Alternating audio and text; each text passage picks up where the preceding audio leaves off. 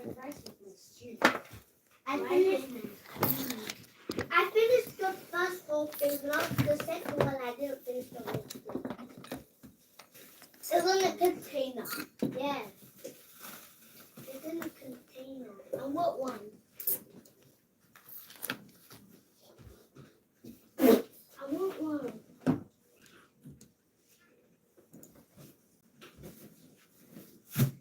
I have one. A, B, C, D, E, F, G. Mama just blew up diarrhea. A, B, C, D, E, F, G. I just blew up a big diarrhea and I fought it in 10 times in the rain. Now my mom is gonna beat me up for doing that. A. Mommy.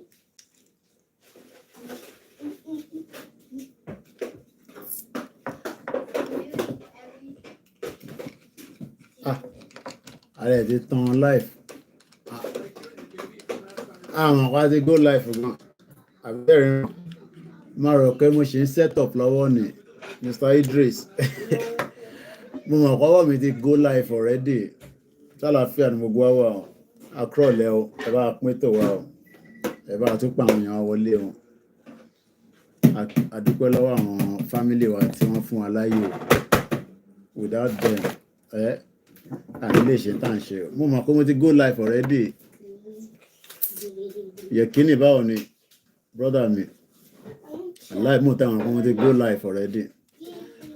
Ẹ wáyé pé yẹn kọ́ lọ́ máa sọ tí kò jẹ́ kí yẹn sọ nísìnyí. Bí yẹn ṣe máa lọ máa sọ̀rọ̀ sínú live broadcast ni ẹ̀ hàn. Pẹ̀lú nígbà tó dẹ̀ yẹ pé kò sí nǹkan kan tá à ń sọ ju pé Yorùbá nation náà lọ.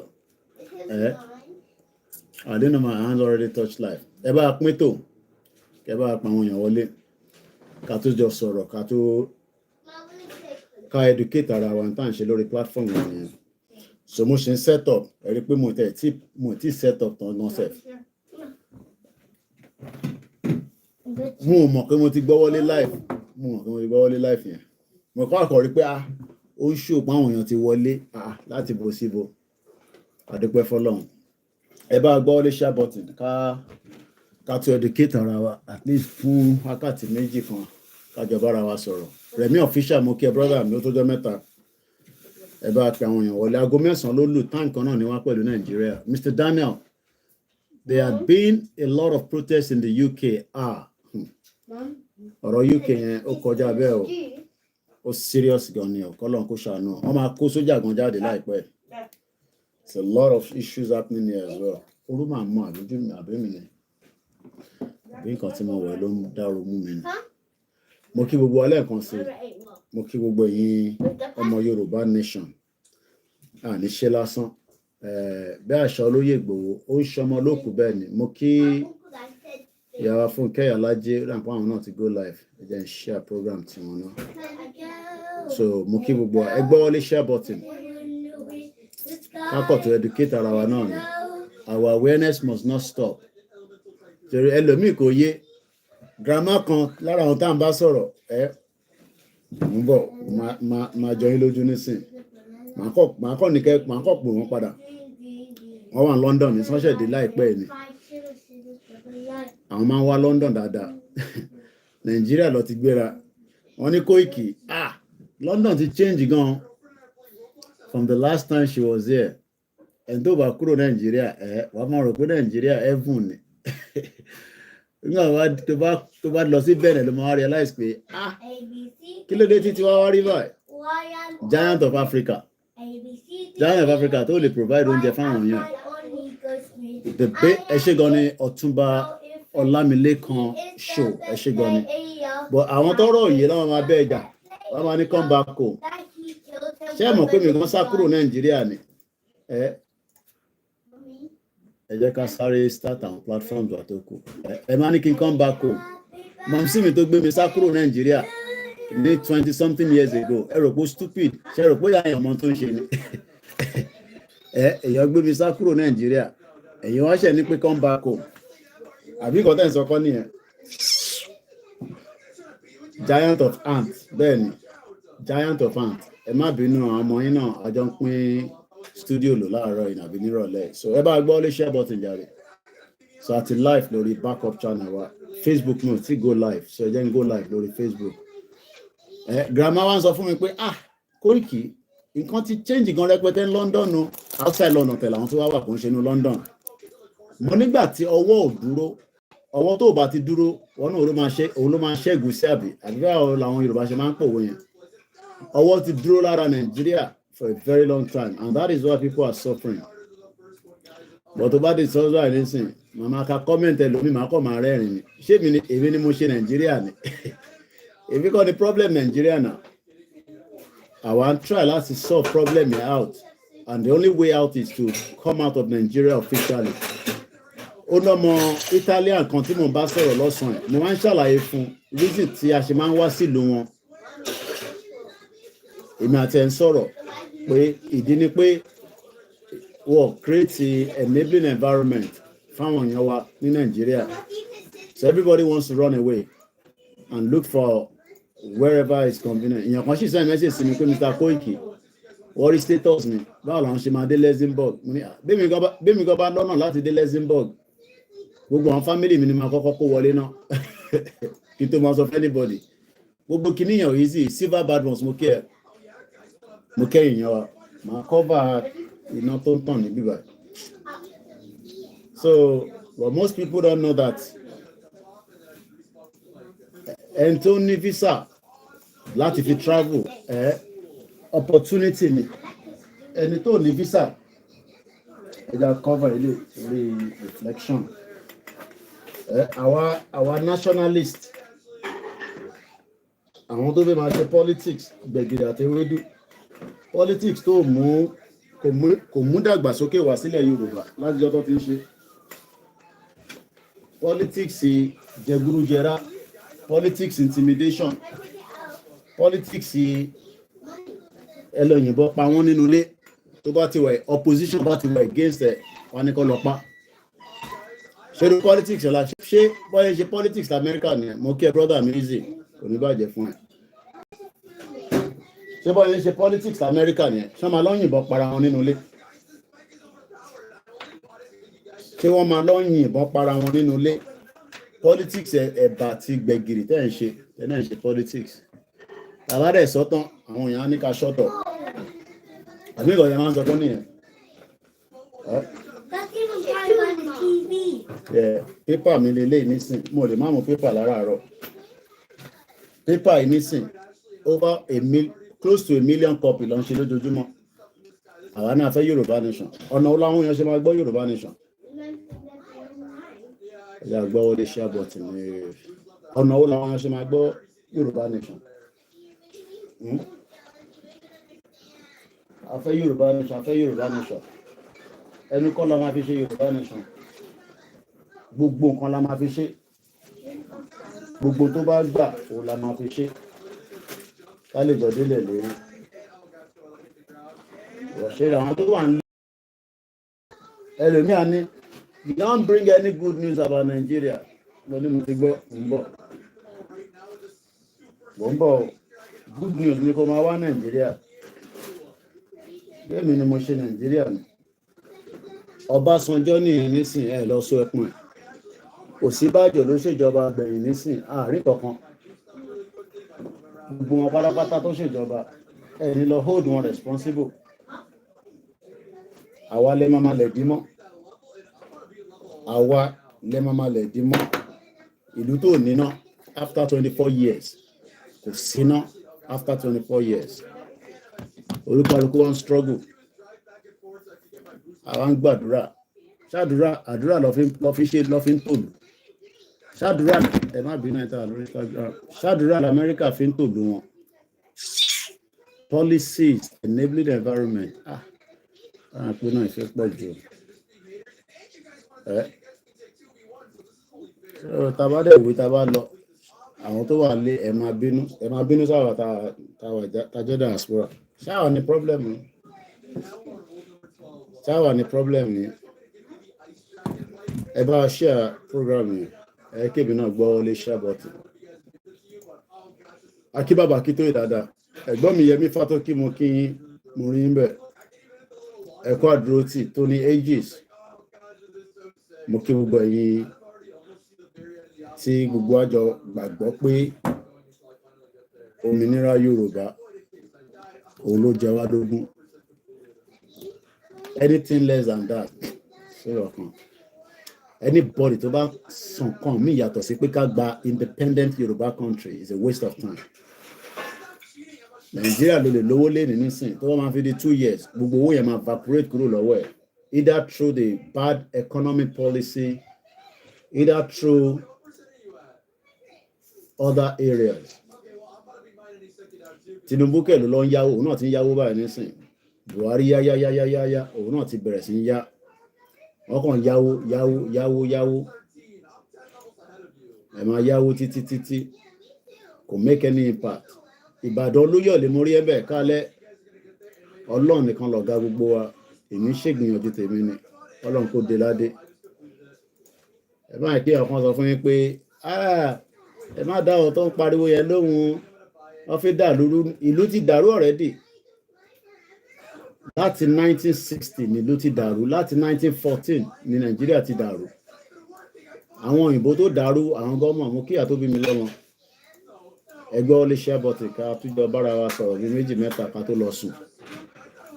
Àníṣe lásán. Bishop Adesina mórí ẹ̀ ń bẹ̀. Bẹ́ẹ̀ ni, yáwó economy.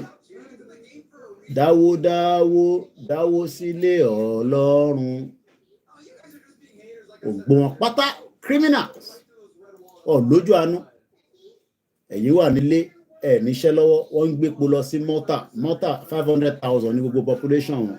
Wàá ṣe eré jàre Idris, ó ní kẹ́ gbọ́ wọlé share button. Ẹ lọ pa àwọn èèyàn wọlé pé mo tún dé. Tẹ bá náà ní dé, ìgbà la máa dé. Gbogbo wa tẹ bá ti sọ pé Koiki o, bó ṣe lọ lánàá yẹn ò ní dé wá tó wá ṣe program mi o. Ìrọ̀lẹ́ pa. Mo kí àwọn family tèmi náà wọ́n kú rọ̀jú. Tó bá ti yá, tá bá ti ní proper studio, àní máa yọ wọ́n lẹ́nu púpọ̀ báyìí. But àjọ ń share studio báyìí ni. Tó bá wá jẹ́ pé background noise ìlú disturb ó jẹ́ lọ jókòó ti BBC kó máa lọ gbọ́ Yorùbá Nation lórí ẹ̀. Lọ jókòó ti BBC kó máa lọ gbọ́ Yorùbá Nation. Àwa máa ṣe program, máa ṣàlàyé nǹkan fún yín. Mo kí àwa Comfort Ológunjà. Mọ́mí ẹ̀ send náírà sí mi. Èmi ò tẹ́ lọ send ẹ̀. Wàláhì mo ti pín owó yẹn. Owó yẹn ti lọ sọ́nà bí ọ̀yàn 4. Nígbà tí màá rí message mo ní grandma. Èmi ti pín owó mi tẹ́ àpá ìwọ̀n lẹ send owó sí mi. Bá ṣe ń gbà la send ẹ̀ sí yín. Èèyàn mélòó la wá fi máa fún lówó. Kí lọ́wọ́ camouflage mi eléyìí tí mo wọ̀ yóò dá tó. Irọ́ ẹ má wọ̀rọ̀. Ìjọ ta bá wọ camouflage yàtọ̀.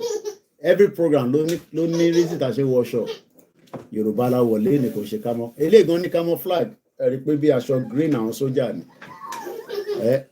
Ṣé yóò mọ̀ pé tá bá ti gba country, àwa la máa ní sójà tiwa, ọlọ́pàá wa la máa ní. Ìwọ ọmọ Yorùbá tó ní iṣẹ́ lọ́wọ́ nísìn, ó máa kọ́kọ́ ní iṣẹ́ lọ́wọ́. Ẹlòmíì ò tẹ̀ understand gbogbo kinní yẹn. Ìwọ tó ní iṣẹ́ lọ́wọ́ tó yẹ pé òun struggle. Ìjọ tá bá ti gba country wa, at least guarantee pé wà níṣẹ́ lọ́wọ́. A máa ní Navy, Yorùbá Navy, Yorùbá Special Force, Yorùbá Police, Yorùbá Custom. Irú eléyìí tí gbogbo àjọ ń pin mọ́ra wa lọ́wọ́ lénìí, àní máa ní láti pin mọ́ra wa lọ́wọ́. So ẹ jẹ́ kí n ó láwọn audio kan náà tí ẹ jẹ́ kọ́kọ́ náà tá ti gbogbo platform wa ti wà set up. Ẹ jẹ́ ká gbé àwọn èèyàn wọlé náà lórí. Irọ́ àní lè ṣe mix. Laptop mi yẹn charger yẹn máa ṣẹ̀ dé ni. Charger yẹn ti bàjẹ́. Tí nǹkan bá bàjẹ́, ẹ̀hàn kí mi like ara laptop tá ti fi ṣiṣẹ́ ṣe rí. Ó bá jẹ́ Nàìjíríà ni ẹ máa manage no àwọn manage nǹkan. Ó ti gé ní bíbá. So laptop ilé òun ni kò jẹ́ ká lè máa lo Koikimedia Odùduwà. Kí ni mo ṣe? Wá order mi. Ẹ̀yin Nàìjíríà ti bàjẹ́. Ẹ fẹ́ ká máa fi wáyà, ká máa fi tape. So ìdájọ́ tó bá wá, tọ́mọ kékeré bá lọ fọwọ́ kan bá akọ ṣọ́ọ̀kì akú dànù. So rí pé wáyà yẹn ti gé. Ṣé rí pé wáyà yẹn ti gé. Ṣé iná rí? Ọ̀rọ̀ Nàìjíríà nìyẹn o. Bí ọ̀rọ̀ Nàìjíríà ṣe rí nìyẹn. In tó ti bàjẹ́ tó yẹ ká condemn finally ẹni ká má condemn ẹ̀. Ẹni ká ṣe máa manage ẹ̀. And the question is, ta lẹ manage ẹ̀ fún? ta lẹ manage fún, ta lẹ manage Nigeria fún. Nigeria has been moke dizzy man 1 2 3 brother mi dáadáa. Now ẹ wo charger yìí ṣẹ́rípò ti condemn bò ní Nigeria nísìn kò ṣe pé mi náà lè lò ó. Now tí bá lọ fi eléyìí sí black tape ló ń pè èmi náà ní but àwa máa ń wo health and safety. Okay, practical, bless you. Bless you. Okay, practical, I like the platform. Remember. Stop. Bàbá wa ń sọ fáwọn èèyàn wa pé Nàìjíríà yóò ṣiṣẹ́ ẹ jẹ́ kúrò ní Nàìjíríà àwa nínú Koiki Ọlọ́run sì máa ṣe kí Nàìjíríà ṣiṣẹ́. Ẹ yé parọ́ mọ́ Ọlọ́run mọ́. Ẹ yé parọ́ mọ́ Ọlọ́run. Ọlọ́run gan láìka parọ́ mọ́ òun àti parọ́ mọ́ títí. Bọ́ báwa journalist oríṣiríṣi cable ló wà lọ́wọ́ mi níbí rẹ̀. Bọ́ now question tí mo fẹ́ bẹ̀rẹ̀ ni pé ṣé nígbà tí kinní gé báyìí nísìn ṣé kí n tape ni àbí kí n rà mí kí n ra charger mi mo ti ra charger mi because ó ti ń sọ fún mi pé mo ti lo charger yìí for over 3 years. Mọ́mí mi tó fi ránṣẹ́ sí wa á ti lọ pé 3 years nísìn over 3 years. Now bó ṣe wà ó ti dangerous kò need pé mo ṣe fi máa manage tí bá fẹ́ manage mo lè manage màá kàn lo eléyìí black tape ló ń pè àwọn electrician máa mọ̀ nípa tape yìí wàá wá lò báyìí but èmi ò fẹ́ lò bẹ́ẹ̀ nítorí pé number one mo láwọn ọmọ kéékèèké nínú ilé ìyẹn àkọ́kọ́.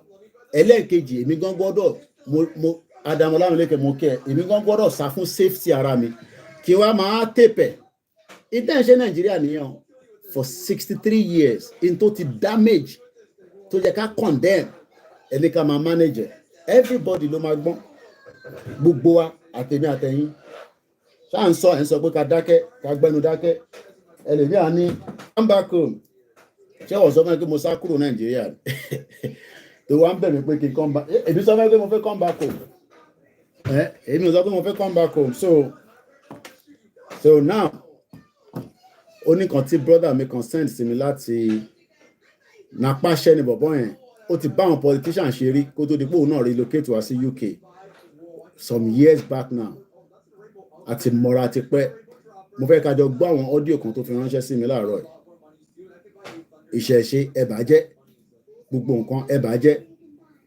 ẹ fà wá sẹ́yìn èyí tẹ́ ẹ ká máa tẹ̀síwájú ẹ kó gbogbo wa ẹ kó wa sẹ́yìn. So while we are doing that first ká kọ́kọ́ tẹ̀ play so ọlọ́run àkó wà pẹ̀lú wa à ń ṣe lásán àwọn tó ní à ń ṣeré ni ẹ sọ fún wọn pé no problem eré padà náà ń ṣe bọ̀ ní October ṣe ti gbọ́ polóyè ń bọ̀ London ṣe ti búùkì tíkẹ́ẹ̀tì yín ṣe ti búùkù jọ yẹn pé ẹ ní lọ síbi iṣẹ́ ẹ rántí pé ẹni tó fa rẹ̀ sílẹ̀ fún wa ni káwa náà fijọ́ yẹn sílẹ̀ fún olóyè ẹ jẹ́ káwa náà ṣe kí ni ká fijọ́ yẹn sílẹ̀ fún bàbá wa ọmọ Adéyẹmọ káwa yẹ sí káwa dúpẹ́ fún dínà ó wà fún 150 people fáwọn tó bá lè gbìyànjú láti wá ẹni tó bá lè gbìyànjú láti wá fún dínà ẹ má wọrí ẹ pàdé wa ní rally níjọ́ Saturday lágbára Elédùmarè so ọ̀nà méjì ni tẹ́ ẹ bá lè wá fún dínà rally yẹn gbogbo yàn lápè apọmọdé apàlàgbàlagbà àpè arúgbó everybody lápè pé ẹ darapọ̀ mọ́ wa kọ́lọ̀ kó wà pẹ̀lú wa kó mọ́jọ́rò kó má fi wá sílẹ̀ àní ṣe lásán àwọn tó ní ẹ máa play ṣé bọ́ ṣe máa gba country náà lẹ ṣe ń ṣe yìí ẹ̀yẹ máa wò wọ́n ràn ojú ló ń kán ìbòjì òun ń bọ̀ níbẹ̀ òun ni bàbá wa ọmọ Adéyẹmọ sọ bóyá wa ni àní débẹ̀ ni o bí ẹ̀yin lẹ̀ ní débẹ̀ ni o everybody will know ṣẹjọ́ ká máa mú lẹ́yẹ kọ̀ọ̀kan létòlétò ẹ̀yà ọkọ̀ mú kí gbogbo àwọn tó ti ń pè wá àwọn yẹn ti ń búùkì tíkẹ́ẹ̀tì àwọn dáàdì wa kan pè mí láti outside London àwọn àtìyàwó wọn lọ́jọ́ ń bọ̀ ìwọ tó bá fẹ́ rí Ìgbòho especially ẹ tètè lọ book ticket yín £100 ni kò ń ṣe tó wọ́n owó yẹn kéré láti náà fi gba Ìgbòho lálejò especially fún birthday olóyè Ìgbòho ó kọjá bí ó jù bẹ́ẹ̀ lọ kódà tá a bá ní a fẹ́ charge jù bẹ́ẹ̀ gan lọ ó jù bẹ́ẹ̀ lọ àyè Yorùbá Nation Rally.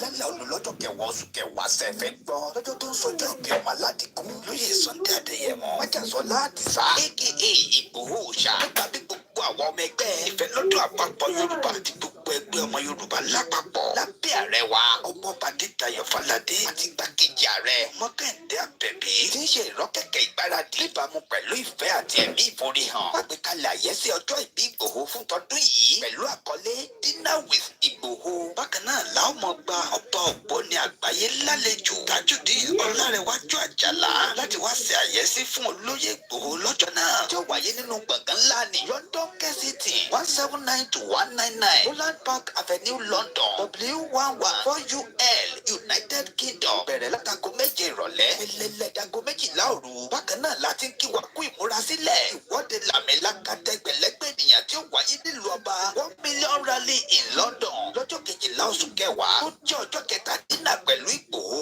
lẹ́yìn tọ́láyọmí Koikimedia àti kálára rẹ̀ ó máa ṣàkóso rẹ̀ pẹ̀lú ọ̀kan ọ̀jọ̀gán àwọn àlàkalẹ̀ ìrọ̀rùn nípa bá a ṣe máa fi ọkọ̀ àjàgbé ńlá ní London round bus gbé àwọn àgbààgbà àti àwọn abarapá gbogbo láti BBC in Oxford Street títí tí ìwọ́de ó fi parí sí Paris Trafalgar Square tó bá wá di ọjọ́ 13 ọjọ́ kẹrin Dinner with Ìgbòho láwọn máa ṣàbẹ̀wò lọ sí ìlú Manchester gan fún ẹ̀kúnrẹ́rẹ́ àlàyé síwájú sí tàbí láti dá sí ètò ìfọlọ́ndrìlì ẹ lè gbé tàbí kẹ́ WhatsApp Ọláyọmí Kóìkì lórí +447-594-050-979 yàtúbí lórí +447-570-320-030 Tóyìn Ọláoyè lórí +447-896-018-764 lápapọ̀ ọmọ Yorùbá àgbáyé pátápátá ní àwọn ẹgbẹ́ ìfọlọ́dún àpapọ̀ ọmọ Yorùbá ṣe kí ọmọ Ládìgún wípé ẹ kú ọdún ẹ kú ìyẹ̀dún a sì ń ṣàmọ́dún sẹ́ni ìtayàtọ̀ mọ́ Yorùbá wọ́n ní ìdíyà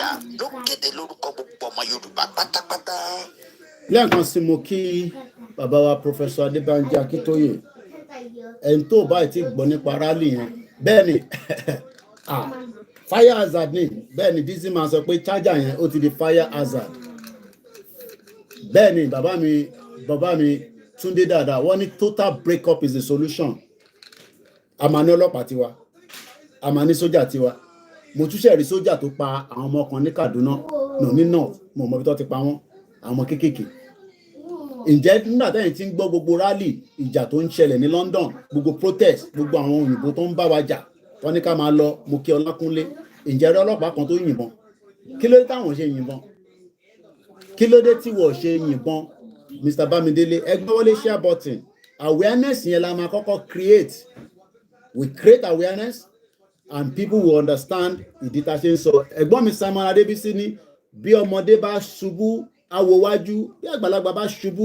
awo ẹ̀yìn wò a wà lójú kan láti how many years ago a lọ síwájú a lọ sẹ́yìn a wá dá dúró àbọ̀rọ̀ mi Yẹmí Fátókè ẹ̀gbọ́n mi ó ní Nàìjíríà ó ti fìyà jẹ gbogbo wa àtẹ̀ntẹ̀ wà ń lé ọlọ́run là ń jẹ àwọn táwa nílùú òyìnbó mò ń bọ̀ ẹ jẹ́ fún yín ní mò ń bọ̀ ẹ mọ̀ kémi like practical mò ń bọ̀.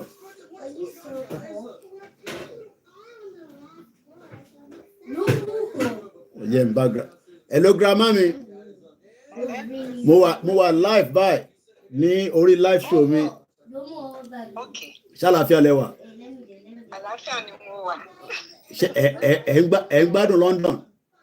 Bẹ́ẹ̀ni mo ń gbádùn ẹ o. Kí ni ìyàtọ̀ tẹ́ rí sí London àti Nàìjíríà láti ìgbà tẹ́ ti dé lẹ́nu ọjọ́ mẹ́ta yìí? Ẹ kò bá mi ṣàlàyé fáwọn èèyàn wa briefly. Kódà mo wò round mo ní tabalẹ̀ ní. Ọmọ ọ̀dọ́ can you reduce that speed a little bit? Nǹkan tó wà ní ìbàyí ní Nàìjíríà oríire nìyẹn. Ẹni kí ni ẹ mà ẹni tabalẹ̀ ní bí how many percent? A lè fi ikú wo òun ní ọ̀rọ̀ London sí Nàìjíríà. Okay. ẹni ẹ ti ń wá tẹ́lẹ̀ rí kí ló yàtọ̀ nígbà tẹ wá ní the last time ẹ ní láti sọ ìgbà tẹ wá ní the last time àti ìgbà tẹ tútù dé nísìn kí nìkan tẹ rí kí ló ṣẹlẹ̀ kí ló tútù ṣẹlẹ̀ lẹ́yìn ìgbà tẹ ti wá. ìyàtọ̀ ti wà rẹpẹtẹ gbogbo nǹkan ló ti yàtọ̀ gidi gan. nítorí ìgbà tí mo wá last yẹn gbogbo nǹkan tí mo rí kò sí nígbà yẹn bẹ́ẹ̀ láti ìgbà yẹn sísì. in fact nǹkan ti yàtọ̀ kódà mo lè sọnù. ẹ̀yin ọ̀n sọnù London nígbà tá a sí Nàìjíríà ọ̀n jíyàn gbé ó yé mi. wípé mo lè má gẹ̀ẹ́tì àwọn ibi tí mò ń lọ ó easy náà tí ẹ̀ bá ti ní kóòdù eré àbíkó kò sí wàhálà lẹ́yìn bá dẹ̀ ti ní ètò sí. ẹ sọ kankan lẹ́ẹ̀kan the last question ẹ ní à ń rí fruit jẹ ẹ rí fruit jẹ Nàìjíríà ni. kò sí o apple ẹ̀ẹ̀kan tó bá tóbi díẹ̀ báyìí stale apple expiring apple tó ń kó wá fún wa tó jẹ́ wípé ẹyọ kan 500 ní méjì apple is 1000. wọ́n dẹ̀ ń sọ fún àná hospital pé a gbọ́dọ̀ máa jẹ èso gan. ẹ ṣọ́ pé wọ́n ẹ̀ tí mú náà lọ nígbà tẹ́ ti dé mọ́mì. mi gbọ́. ẹ ṣọ́ pé wọ́n ẹ̀ tí mú náà lọ nígbà tẹ́ ti wọlé. láyé kò sí nǹkan tó jọ. ẹ ṣọ́ pé wọ́n mú náà lọ. ọ̀dà àdúgbò fọlọ́ ẹ jẹ́ fi sílẹ̀ màá share link eléyìí tí mò ń ṣe lọ́wọ́ ẹ̀yin náà darapọ̀ mọ́ wa ẹ ṣé gan grandma. mo kí ìyá mi Ìyábọ̀ Olúbùnmi Olúwọlé ìṣọ̀kan Yorùbá mo kí àwọn Biafra Ọlọ́run á jẹ́ kí Tinubu fi Nnamdi Kanu sílẹ̀ bó fi sílẹ̀ Simon Ekpa wòtòwòtò airborne grandma yẹn bí ìjẹta bí ìjẹrin lọ́sẹ̀ dé àwọn máa ń wọlé máa ń jáde Nàìjíríà ni màá ti ń bá wọn sọ̀rọ̀ but mo sọ fún yín pé I don't have to be in Nigeria tí bá fẹ́ kọ́ bá mi gbé gàrí wá wá bá mi gbé wá. Ọ̀túnba Ọlámilékan kí lẹ sọ àwa máa wá jókòó sí bíbá àwa máa sọ fún yín pé ìyàtọ̀ wà the difference is clear láti ìjẹta tó ti dé ara wọn balẹ̀ ara wọn ṣe kí ni ó balẹ̀. It is not until you have a lot of money in your account a kàn ń béèrè pé we need a lot of a better future. You innovate, Mukie. So imagine any politician called deceive you, they are criminals. Criminals. Mukie easy. Yami Ellen Adeni. Èmi ń ṣe visa o. Màmá tó wá. Àwọn lọ́mọ bó ṣe rí visa wọn ti ń wọlé ó ti ń jáde o. Koikimedia. Kódà èmi gan ní family tó fẹ́ tí mo fẹ́ fún ní visa tó fún ní visa.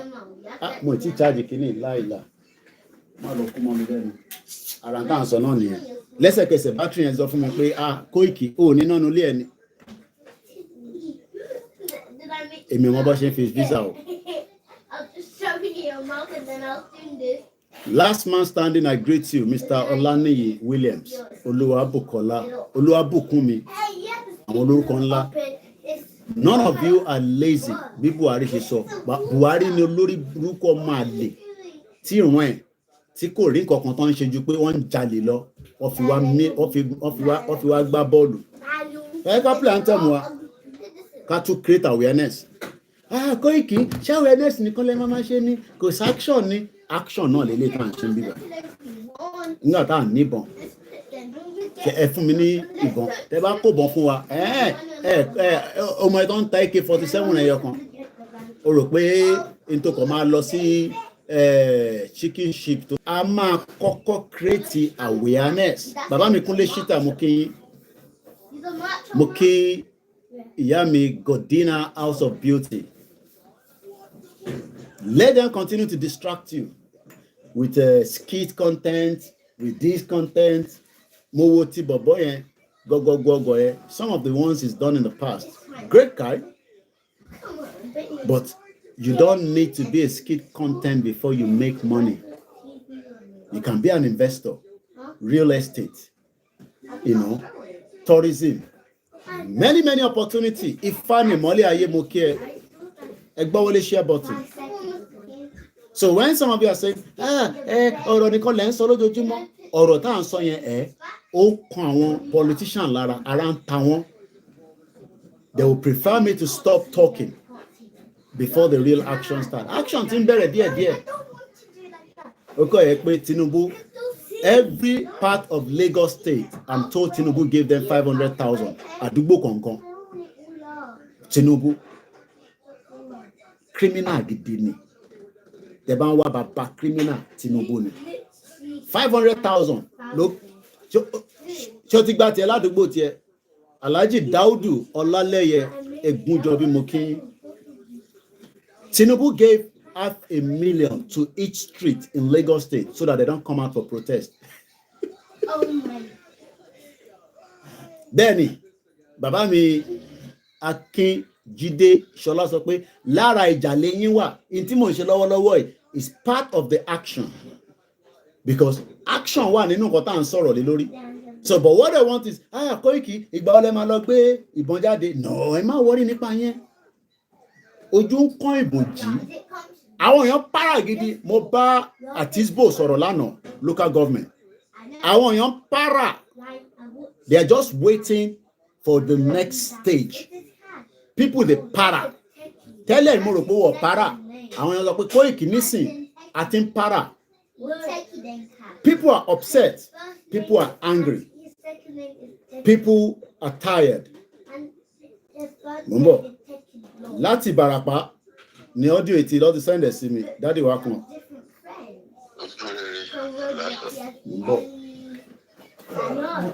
Mo kí ìyàwó mi. Okùṣẹ́, okú àdúrótì.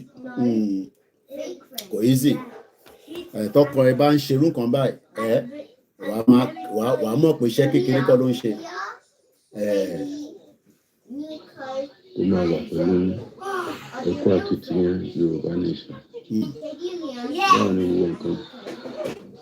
Èmi ni Sunday Adéyanjú Sàlàkọ́ láti Ìbàràpá Central Local Government. Ìlú Ìdìrẹ̀gàn láti bí mi. Èyí tí wọ́n ti mú àwọn mẹ́ta nínú àwọn tí wọ́n kó táwọn ìjọba amúnisìn kó. Ìjọba amúnisìn.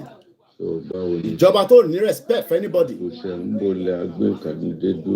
Wọ́n ní bọ́lá abáṣẹ́ dé. Mi ì tiẹ̀ gbọ́n kankan mọ́. Bàbá náà wọ́n gbọ́n kankan mọ́. Ẹ̀dàkùn ẹ máa send latest sí mi. Ṣẹ̀rẹ̀ nǹkan táwọn sọ fáwọn èèyàn wa. Communicate àwọn èèyàn. Online nìkan kọ́ la máa jókòó sí. I need the offline. Láṣẹ Èdùmàrè. Èmi náà wá reply wọn gbọ́. Hello doctor, Sàlàkọ́ ẹ̀rọ sàkọ́lẹ̀ sá Koiki ló sọ̀rọ̀. Ọlọ́run ṣì ń tó lọ́wọ́lọ́wọ́, so ó ṣì ń tó. Gbogbo tó dẹ̀ ná Nàìjíríà làwọn náà monitor là ń follow. Ọlọ́run wá pẹ̀lú àkòrí fún wálẹ̀. Ṣé gan-an báńkì wọ àwọn tó wà ní Ìbàràpá pẹ̀lú yín bẹ́ẹ̀ o. These are the offline work I do. Every day, bá ṣe ń dín pẹ̀lú àwọn èèyàn nìyẹn. Ó yá, àwọn náà reply padà. Ẹ ṣé mo dúpẹ́. Thank you so much. Okay. Ẹ máa update mi. Okay. Ẹ ṣe update mi náà ni màá máa update àwọn tó kù náà. Màá máa send sí ibi tó yẹ. Okay. Especially on group wa ní state. Okay. So that is local government. In that group. Okay. In progressive airport. Okay. So how do we get the message to the people? So these are part of what I am dealing with on a daily basis, back to back. Auntie mi náà ní sìn, bàbá wọn ṣiṣẹ́ fún Nigeria. She's in Nigeria right now. Over 30 years plus. Ṣorí wọ́n tó wà Nigeria tó ti ṣiṣẹ́ rárá. Oh no, ṣiṣẹ́ now after your NYSC. Bàbá wọn ṣiṣẹ́ fún over 30 years. Wọ́n sanwó fún wọn. The father died without getting paid. The gratitude. I pity a lot of Nigerians that you have not even started working in Nigeria and you are still trying to defend Nigeria. Those that work for Nigeria did not get their gratitude. Again, share link the program in Grandma. So when some of you come here and you want to defend Nigeria, I keep asking, don't defend nonsense. Simon Ekpa ni òun ti defend Nigeria. I have defended Nigeria. Every one of us have defended Nigeria before. So you now realize that it is not worth defending. Fake country.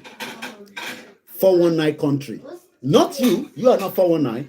Our politicians are the real 419 that should be in the prison. But you know, the boss of politicians are 419. One is short of Koiki. How do you know they are 419? Yoruba nation tó wà lọ́wọ́ ẹ̀dá. I keep laughing. Ẹlòmíì akọ́forí gbé pinnu yín. Kí lẹ sọ Ifádìmọ́lẹ̀ ayé ó ní if Tinubu failed to divide British company called Nigeria now, UK and the US can't face the destruction that is coming to Nigeria. It will be bloodshed all over the place. Ṣẹ̀fí pa àwọn tó ti pa nísìn over only God, I'm sure the numbers have reached over 100 in the last. Today is still the 6th day. Over 100 Nigerians and many more àwọn girls come in North. Nigeria is a zoo country. Tẹ́bá rí bó ṣe disrespect wọn. I pity a lot of you. Kini Bishop so HCDA, no wonder community development area leader of my place suddenly planning daughter's wedding. 500,000 ní Tinubu gbogbo street kankan ní Lagos State. Ẹni mo parọ́ mọ́ wọn. $500,000 ló ní kó fún ogun wọn. Owó tẹ́ ẹ kọ́ máa fi tọ́jú yín. A máa play anthem. Bàbá yìí nísìn. Nígbà tí wàhálà fi pọ̀. Ẹ máa ṣe sùúrù, àwa ò lówó. Ṣé màá tọ́ wá fún mi 20,000 tí mo ní àwọn tí mo fẹ́ fún lówó? Màá kọ́kọ́ send 20,000 ẹ sí wọ. Ẹgbọ́n kan tó. Good afternoon. Good afternoon ma àti sir. Èmi náà ni sir. Ṣé mo ti di Bobrisky ni? How is everything, man, sir? I thank you for what you have done in my life for helping me. Since when you have been helping me, man. I'm sure when me got love send the lazy, or forward any. And that's what they do. They send this hour and send hello me. And to buy jelani bubuwani. You keep sending message to every diaspora. She minima. She any don't buy me sorrow. One more pokun ni mi. Ba bo she wa di ma. Is because it's just a forwarded message. And to send this emi koni. Because I am not man. Mo kì í ṣobìnrin, ọkùnrin ni mí. Ẹ jẹ́ ká kàdélẹ̀. Thank you, ma. And now I need your help, ma. And sir, it's very important. Only the child of God can make it possible, and I need your help. Very important. It is about my children, sir. I have 3 children, and all of them we have been promoting to their new classes. One of them just want to enter secondary school, which will cost me a lot of money. I don't know any people except from the children of God like you, ma and sir. Please, sir and ma, I want you to help me, and I want you to help me. Any avoidable amount you can render me to secondary school this September, Miss 16. I really need your help, ma, sir.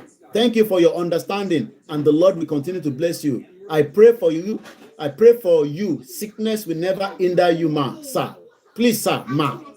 When you receive my message, please to reply me from Pastor Mforuko Bomolashiri. Ẹ̀gbọ́n kan tí mo send padà sí wọn. I'm a support. Mo máa ń sọ ní pressure wà káàkiri. Ẹ má bínú, pressure ti pọ̀ jù. So ntí wọn bá dé nìyẹn gbọ́dọ̀ máa dá ìbápò wọn ní. So òun àwa náà ká support. Àìmọye àwọn tí ó wà níwájú wa tó wà lẹ́yìn wa. So the pressure of little fáwọn tí ó dẹ̀ wà níwájú. Ẹ má bínú. Kò sí ẹni tí bá náà fún yín. Ṣó jẹ́ kí ẹ̀yin tẹ́ wà Nàìjíríà máa sunkún pa àwọn ọmọ yín pé wọ secondary school wọ́n lè wọ secondary school. Public school we're talking about now. Public school. Many of you now, your children are preparing to get to secondary school in September. Monsoni Jetta, pay over 400,000 naira before you can get to GSS1. And to pay what GSS1, you need nothing less than 400,000. Then Tinubu then come up with 500,000. How do you think we can continue in that direction? Muki Babami Aminu Tajuddin. One Nigeria is a false marriage put together by the wicked criminal colonial masters, where human life means nothing. So this is the reason why we must continue the education. These are what I'm dealing with on a daily basis. Only share button one in the YouTube. What I'm going to do, I'll share the link into the comment section. Only bear air in it. Sorry, Facebook, me no matter share but I'll share it now. We love you, but our heart bleed on a daily basis. Every example to motivate. I think a program as if it's settle down. It might be no anthem here to play. This multiple grammar, because this in London, Nigeria, le ma ti wọ́n ti máa ń sọ̀rọ̀. Wọ́n ṣe dé ní jẹta ni. Mo ti fún ní pastor tó sọ pé ọmọ wọn fẹ́ wọ school wọ lówó. Kí ló tún kù? Mo sọ nípa sister mi, mo ti pa àwọn náà wọ Ọ̀gbẹ́ni.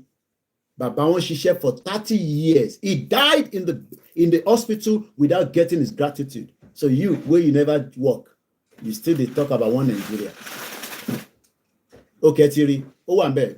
Ẹ bá wa thumbs up. Ẹ bá thumbs up yẹn, ó máa help program wa. Our Grammy, I send síta pé what we are doing here is very good. Ẹ bá wa send the káàkiri. Jẹ́ ká wá play anthem.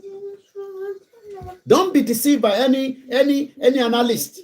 All these analysts where they sit down for TV with their beautiful suits and agbada, and they will tell you, oh, they are working. Moki Yamilen can say Olubumi Yabo. Kò ṣe gbogbo voice lẹ kí o máa play jáde ni. Wọ́n send voice kan sí mi lánàá láti London. Àwọn ìyá tó ti pé 61 wọ́n ti níwèé. Wọ́n wá nìkan náà màmá yẹn wọ́n ṣèṣe nínú ilé. Èèyàn olóṣèlú. Ọlọ́run á ṣèdájọ́ fún yín. Wọ́n ní mọ́mì yẹn ṣèṣe nínú ilé. Wọ́n treat wọn lóòótọ́ o. But ìwéré kò sí. Home office wa ní kọ́ lọ mú prove wa. Nígbà tó ti wọlé ní over years ago tó ń gbé lọ́ti fẹ́ rí yẹn. Mo sọ fún yín pé immigration. Happy birthday, Dr. Kemi Olunloyo. Ìyá dáadáa. Happy birthday to you, my beautiful sister. Ẹ jẹ́ ká play anthem ká máa tẹ̀síwájú díẹ̀. Mo kí gbogbo wa lẹ́ẹ̀kan sí. Odò agbéwà kò ní gbé ọ̀dàlẹ̀. Ẹ̀gbọ́n mi Mr. Fab, Ṣẹ́gun Ọ̀nà, ìyá mi Ọlájíre Kókà. Mo kí àwa Òjó Ẹ̀ṣígọ́ni, mo rẹ̀ kí mọ́ sí mi náà. Mo kí bàbá Akíntóyè, mo kí olóyè Ìgbòho ọmọ Adéyẹmọ. Orúkọ ẹni àgúnmu táwa fi ń jẹun lórí social media bẹ́ẹ̀ ni. Ojúmọ́ kan ní mọ́ kọ́ má dárúkọ Ìgbòho. Wọ́n gbọ́dọ̀ dárúkọ ẹ̀ bó ṣe láti rí náà nìyẹn. Mo á kí gbogbo ẹ̀yin wòlíì, ẹ̀yin àfà, mo kẹ́yìn babaláwo. Àwọn èèyàn ń ṣiṣẹ́ nísàlẹ̀. Kò ń ṣe gbogbo ẹ̀ lọ ní ká sọ síta. Máa sọ pé wọ̀ ṣiṣẹ́ wọ̀ ṣe náà ni. Ọ̀nà tá a máa fi gba Yorùbá nation inú ẹ̀ náà là ń tẹ̀ lọ ẹ̀. A máa jà níjà, a gbọ́dọ̀ sì sọ̀rọ̀. Tabatẹ̀ máa jà náà ṣáà ní sọ̀rọ̀. A tún máa padà sórí round table tá a bá para wa náà. Tá a bá para wa débì kan èmi mà pa máa jà kò sẹ́nìkan tó lè sọ fún mi pa níjà. Mọ̀mísí mi mọ̀ yẹn mo ti sọ yẹn fún ìyàwó mi gbọ́. A máa jà, ìjà ń bọ̀ gidi. Bọ̀ká tó ń jà ẹja kọ́kọ́ create awareness ká prepare mind àwọn èèyàn. Ta ló sọ fún mi pa níjà? Ìjà gidi ń bọ̀. Ìjà gidi ó lè jẹ́ lọ́la, ó lè jẹ́ lọ́túnla, ó lè jẹ́ ẹ̀yin ni kẹ́ lọ máa múra sílẹ̀. Ọmọ Bọ́lájí mo kí ẹ. Brother wa kan gbé ní Dubai for years. Òun gbogbo iṣẹ́ tá à ń ṣe ní Dubai, aṣọ tá máa ń rà tí a fi ń ṣọrọ̀ ajé ní Dubai, òun ló máa ń bá wa process ẹ̀. Àfi bí Dubai ò rí ní paper ẹ̀, ó ti kúrò ó wà ní báyìí nísìn, kò rí kankan ṣe. Ogun máa pààyàn politician ẹ̀ ní kúure. Gbogbo ẹni tó bá sọ pé kí politician kó ogun máa pa wọn ni. Wicked people. Ẹ wá ń fìyà jà àwọn èèyàn wa, ẹ̀yin náwó yàlàyàlà. Ẹ wá ní pé ìjà ò ní wá. Ìjà máa wá. Ẹni máa kú, ẹni máa yè ni. Ẹni máa kú, ẹni máa yè. There will be fight. Fight gidi. Fight ni mo sọ. British ò lè sọ fún pé ntí mo sọ pé kí n má sọ. Ìjà ń bọ̀ gidi lọ́jọ́ iwájú. Fight. FIGHT. Fight. Ìjà ń bọ̀. Àfi tẹ́ bá pull out kájọ jọ kúrò ní Nàìjíríà. Ẹ̀yin fẹ́ máa gbádùn kí a máa jà àwọn èèyàn wa. Káwọn èèyàn má lè rí iṣu jẹ, kọ́ má lè rí ọ̀gẹ̀dẹ̀ jẹ, kọ́ má lè rí fruit jẹ. Ìjà ń bọ̀. ẹ̀yọ́ máa ń sẹ́ wà ní ẹjẹ́ ẹ lọ́ máa jàmàlà tẹ́wédú dáadáa. Nídìí gbogbo ọmọ Yorùbá tíjà ẹ̀ bá máa dé. Nídìí gbogbo yàn. We just need few people tó lè front, including myself. I will be fronting as well. Mo sọ fún yín, báàgì kan péré ni mo need. Just one bag, I will be on the flight. Ó dá fún yín. Ẹ̀yin fẹ́ máa gbádùn, káwa máa jìyà, ká máa wá visa America, visa Europe, Libya, ká máa wá visa Africa. South Africa ń bẹ́ẹ̀ wọ́n ní fún wa ní visa. Gbogbo ẹ̀ ló máa shut down. Ẹni tó bá sọ pé àníjà gba Yorùbá nation. Bàbá Akíntóyè ní láti sọ yẹn fẹ́ yìn. Bàbá 89 èmi mo lè sọ yẹn. Kí ni bàbá ṣe máa sọ nípa máa jà? Non-violent ni non-violent. Bastard. Fi àjà. Mo kí gbogbo èèyàn bá wa. Ẹ̀kọ́ àdúró ti wà.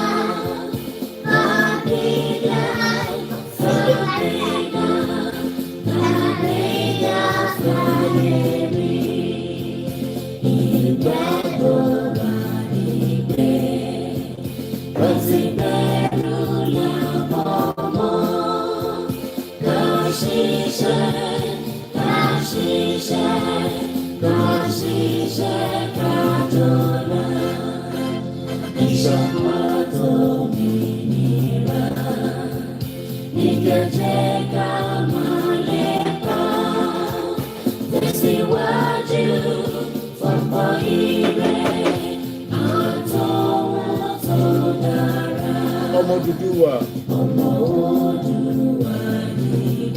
Bọ́ sí ipò.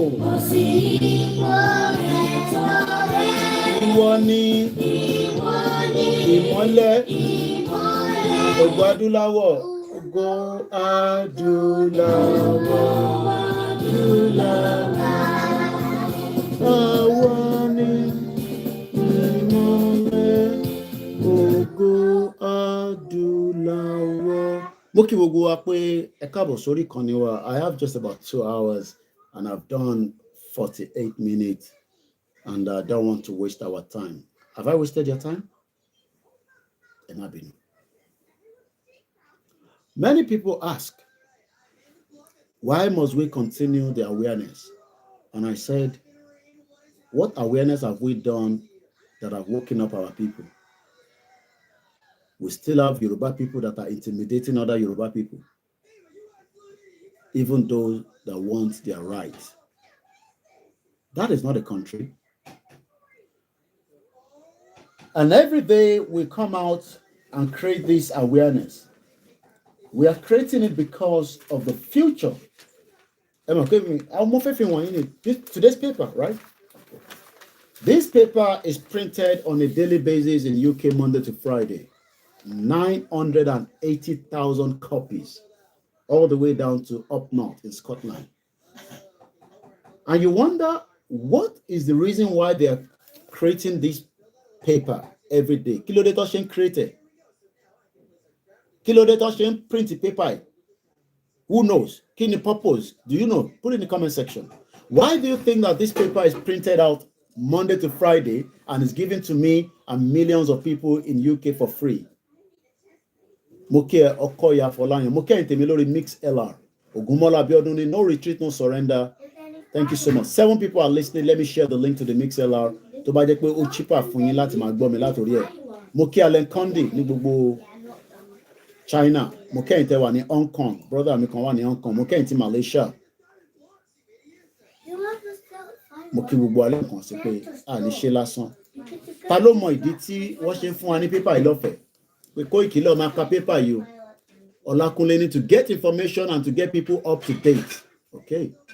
Baba mi Yusuf Adex tomorrow day wanted passing information. Wọ́n ṣe sọ pé information yẹn ti wà enough pé kó má fún wa mọ́. But we've had enough information.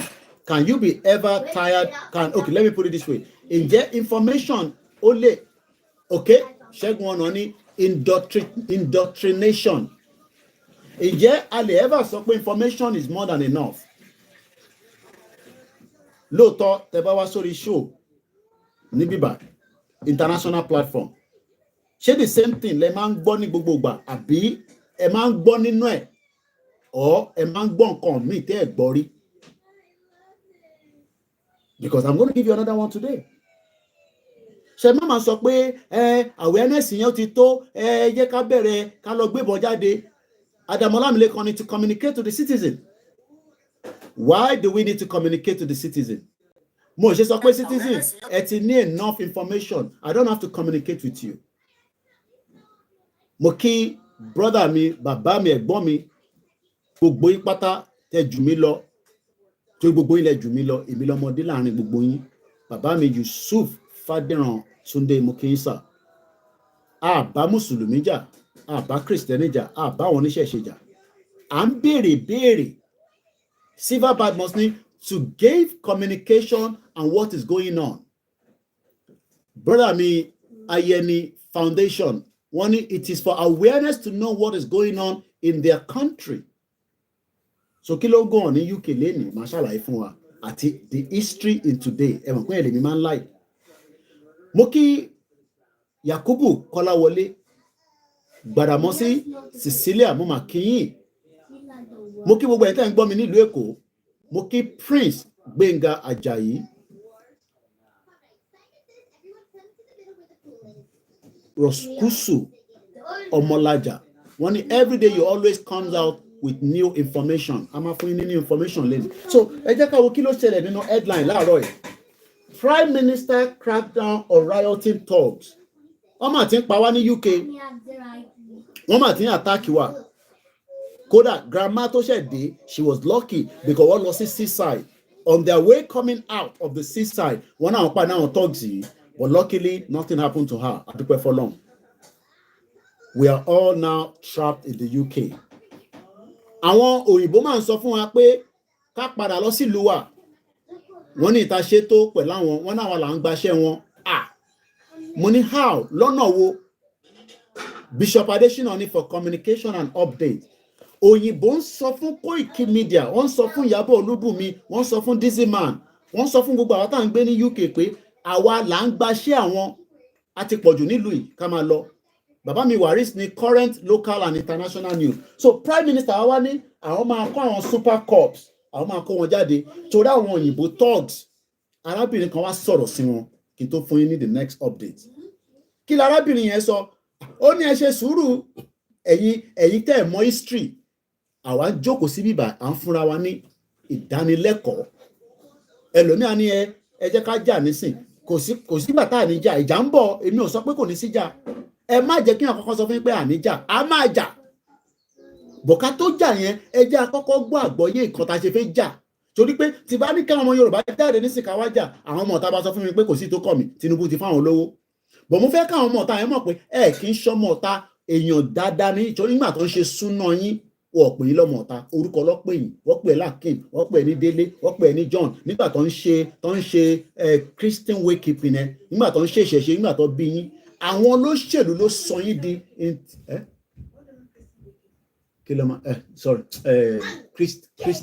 Christian àbí Christian wakekeeping tí wọ́n bá kú nìyẹn má bínú ẹ̀. So kí ló dé tí ẹ wá ń pè wọ́n lọ́mọ ọ̀tá nísìn? Is because lack of information. Now, ẹja àgbọn tí arábìnrin tó fi educate àwọn òyìnbó pé kí lẹ rò pé ẹ ń ṣe? Àwọn bàbá ńlá yín ló dá wàhálà sílẹ̀. Bàbá mi Aminu, wọ́n ní one Nigeria is the first marriage put together by the wicked criminal. Ọkọ ya ní ẹ bá wa gbọ́ wọlé share button. Tẹ́ ẹ bá pín èèyàn 25 péré ló thumbs up, èèyàn 152 wò wá. Kò dá bẹ́ẹ̀. Ẹ̀yẹn jáde nínú comment section kẹ́ lọ thumbs up. Because à ń educate ara wa láti prepare ara wa for the worst case scenario. Èèyàn máa kú, àwọn tó kù máa gbádùn ẹ̀. Bẹ́ẹ̀ni, hypocrite British people. Ẹja gbọ́n tó sọ, àwọn ọmọ Caribbean, àwọn èèyàn tẹ ìyàtọ̀ fi àwọn bàbá ńlá wọn jẹ kò tó tọ̀wọ́ tiwa o, but àwọn ní àwọn blood tó yẹ pé blood tí wọ́n máa overrun. Blood tàwọn Caribbean ẹ̀gbọ́n tó sọ. Tell you dirty, dingy, dusty. Ní sùúrù. Ó yá ẹ̀gbọ́n tó sọ. Let tell you, dirty, dingy, dusty, racist prick Sutton, yeah? You want to start racist riots around the UK, but you don't know your fucking history. Well, I'm here to give you a history lesson. The reason why immigrants came to this dusty, dingy fucking country is because half of your men were wiped out by World War fucking II. They didn't do it because they wanted equality. They didn't do it because they wanted diversity. They wanted black people to come over to this country and rebuild it again. And you want to know the real reason why you won World War II? It's because India, yeah? India sent around 1.2 million Indians to come and fight the fucking fight because they were part of the Commonwealth, you understand? So if you knew your fucking history, you wouldn't be going after immigrants so fucking hard. America didn't save your ass, guards. It was India, yeah? And you're talking about you want your jobs back. What fucking jobs are you talking about? Where are they? Are they on Indeed? Are they on Total Jobs? Where are they? Because there's 9 million jobs, yeah, that you can access, that you can fucking apply for. So where the fuck are these immigrants taking jobs? What, you want toilet cleaning? You want office cleaning jobs? You want carer jobs? You want car wash jobs? You want nail salon jobs? You want barbershop jobs? That's what you're angry about. The reason why you don't have those fucking jobs is because you don't have the skill set. You don't add to anything. You are laborers. That is what your history is known for. You are factory workers. You are miners. Most of you work in fucking construction because you can't string a sentence together. But you want to target fucking immigrants. How dare you? Let me tell you something else. The reason why you don't have jobs is because the UK don't export anything. They don't build fuck all. They don't do fuck all. And they don't invent fuck all. And you people ain't gonna work for £5 an hour in a factory. You're best staying on fucking benefits. So instead of being angry at the immigrants trying to make an honest fucking living, I suggest you look towards the Houses of Parliament, because those are the people who put you in poverty. And you can throw all the racist parties you want. We ain't fucking going anywhere. So get fucking used to it. And if it weren't for the immigrants that came over here and made your country great again, you'd be living with animals, piss and shit. Do you understand? Oh. And the homeless and the toothless can't tell me shit about this country. This is my country now. Do something. And I'm not talking about all white people. I'm talking about racist white people. And if you feel offended by this video, then it's you and me at part two. Sherry, we love you so much. And we are not going to give up on you. I understand. Pressure nibi, pressure long. Irọ́ nibi, irọ́ long. What it could live. So at the end of the day, tèmi bá ń sọ̀rọ̀ nísìn, fẹ́ gbọ́n tèmi sọ true bàbá, because èmi ń sọ̀rọ̀ látara tí bàbá gbélé wa lọ́wọ́ lélẹ̀. Bàbá ní the good news. The good news path to prosperity. But ẹ fẹ́ gba manifesto PDP, ẹ fẹ́ gba manifesto APC. A manifesto that is going nowhere, that will support you and your loved ones. Mo kí gbogbo àwọn quiet and silent listeners. Bàbá mi Fágbèmí, mo kí yín mà. Ẹlòmíì tó bá tẹ̀lé kí ló ń ṣe, kí ló ń bọ̀bọ̀ yóò níṣẹ́ ni, kí ló ń ṣe bọ̀bọ̀ yìí? It's because mo history kan lélẹ́yìn educate àwọn òyìnbó pé ẹ̀yin bombo cla. Mo sọ fún yín pé ìjà ń bọ̀ nílùú yìí. Ó ń súnmọ́ bọ̀ kẹ̀rẹ̀kẹ̀rẹ̀. Àwọn ṣẹ́ráwá àwa lọ́lẹ̀dẹ̀ mọ́. Irú àwa tá a tètè gbàwé. Àwọn ọmọ tó ní British passport lọ́wọ́ wàá bára wọn fan tó tán lẹ̀.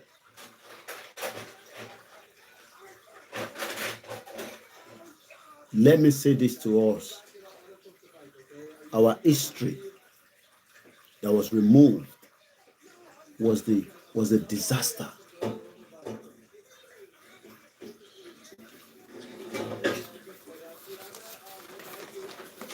I just want to see history today. Today in history, 1889 ni wọ́n ṣí hòtẹ́ẹ̀lì kan, èmi ti ṣiṣẹ́ lòtẹ́ẹ̀lì yẹn rí, kò jìnnà sí Trafalgar Square, wọ́n pè ní Savoy Hotel, 5-star, beautiful hotel. 1889 iléeṣẹ́ tí wọ́n dálẹ̀ nílẹ̀ Yorùbá ní 1800 níbo ló wà lénìí? Ǹjẹ́ ó ṣì yẹn exist? Àbí ẹ̀mọ̀ pàwọn náà company tó dálẹ̀ ní that era. Báwọn náà ṣe dálẹ̀ iṣẹ́ sílẹ̀ nígbà yẹn, kò ṣe pé ó boom nígbà yẹn, àwa náà dálẹ̀ iṣẹ́ sílẹ̀. Where is all the businesses that the Yoruba created in the 1800? Okay, dálẹ̀ iṣẹ́ sílẹ̀. Okay, ẹ jẹ́ ká lọ sí níbo ni ìwé ìròyìn tá a dá sílẹ̀ ní 1850 wà? Ẹ ṣe gan ni sà. Ṣọ́ obìnrin ní àbí? Fágbèmí, picture yẹn fẹ́ jọ obìnrin, ó dẹ̀ lè jọkùnrin ló wà behind it.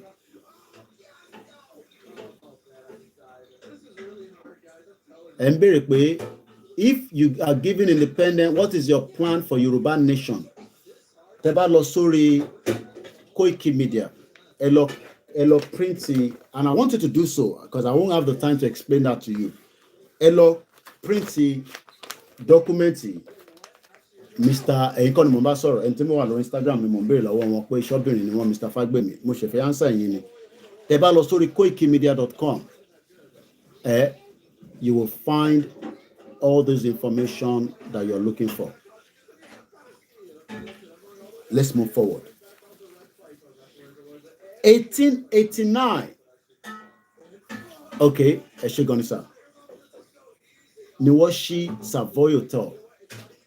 Bó ṣe mọ̀ pé ní 1850 làwa náà dá ìwé ìròyìn sílẹ̀. Níbo ló wà lénìí? And 18 New York Times newspaper was founded in 1851, 172 years ago. No. What is our problem? A fẹ́ deliver Nigeria tí kò ní history. Where is the history of Nigeria? Adesasoyobo Mokinsa. Níbo ni history Nigeria wà? Because I'm a Yoruba history, Hausa history, Igbo history, àwọn ẹ̀yà tó kù history, gbogbo nǹkan ló ní history. Savoy Hotel tó ń bẹ ní London, wọ́n ní history ẹ̀ bẹ̀rẹ̀ ní 1889. Níbo ni history Nigeria ti bẹ̀rẹ̀ àti pé kí ló ń bẹ ní for Nigeria?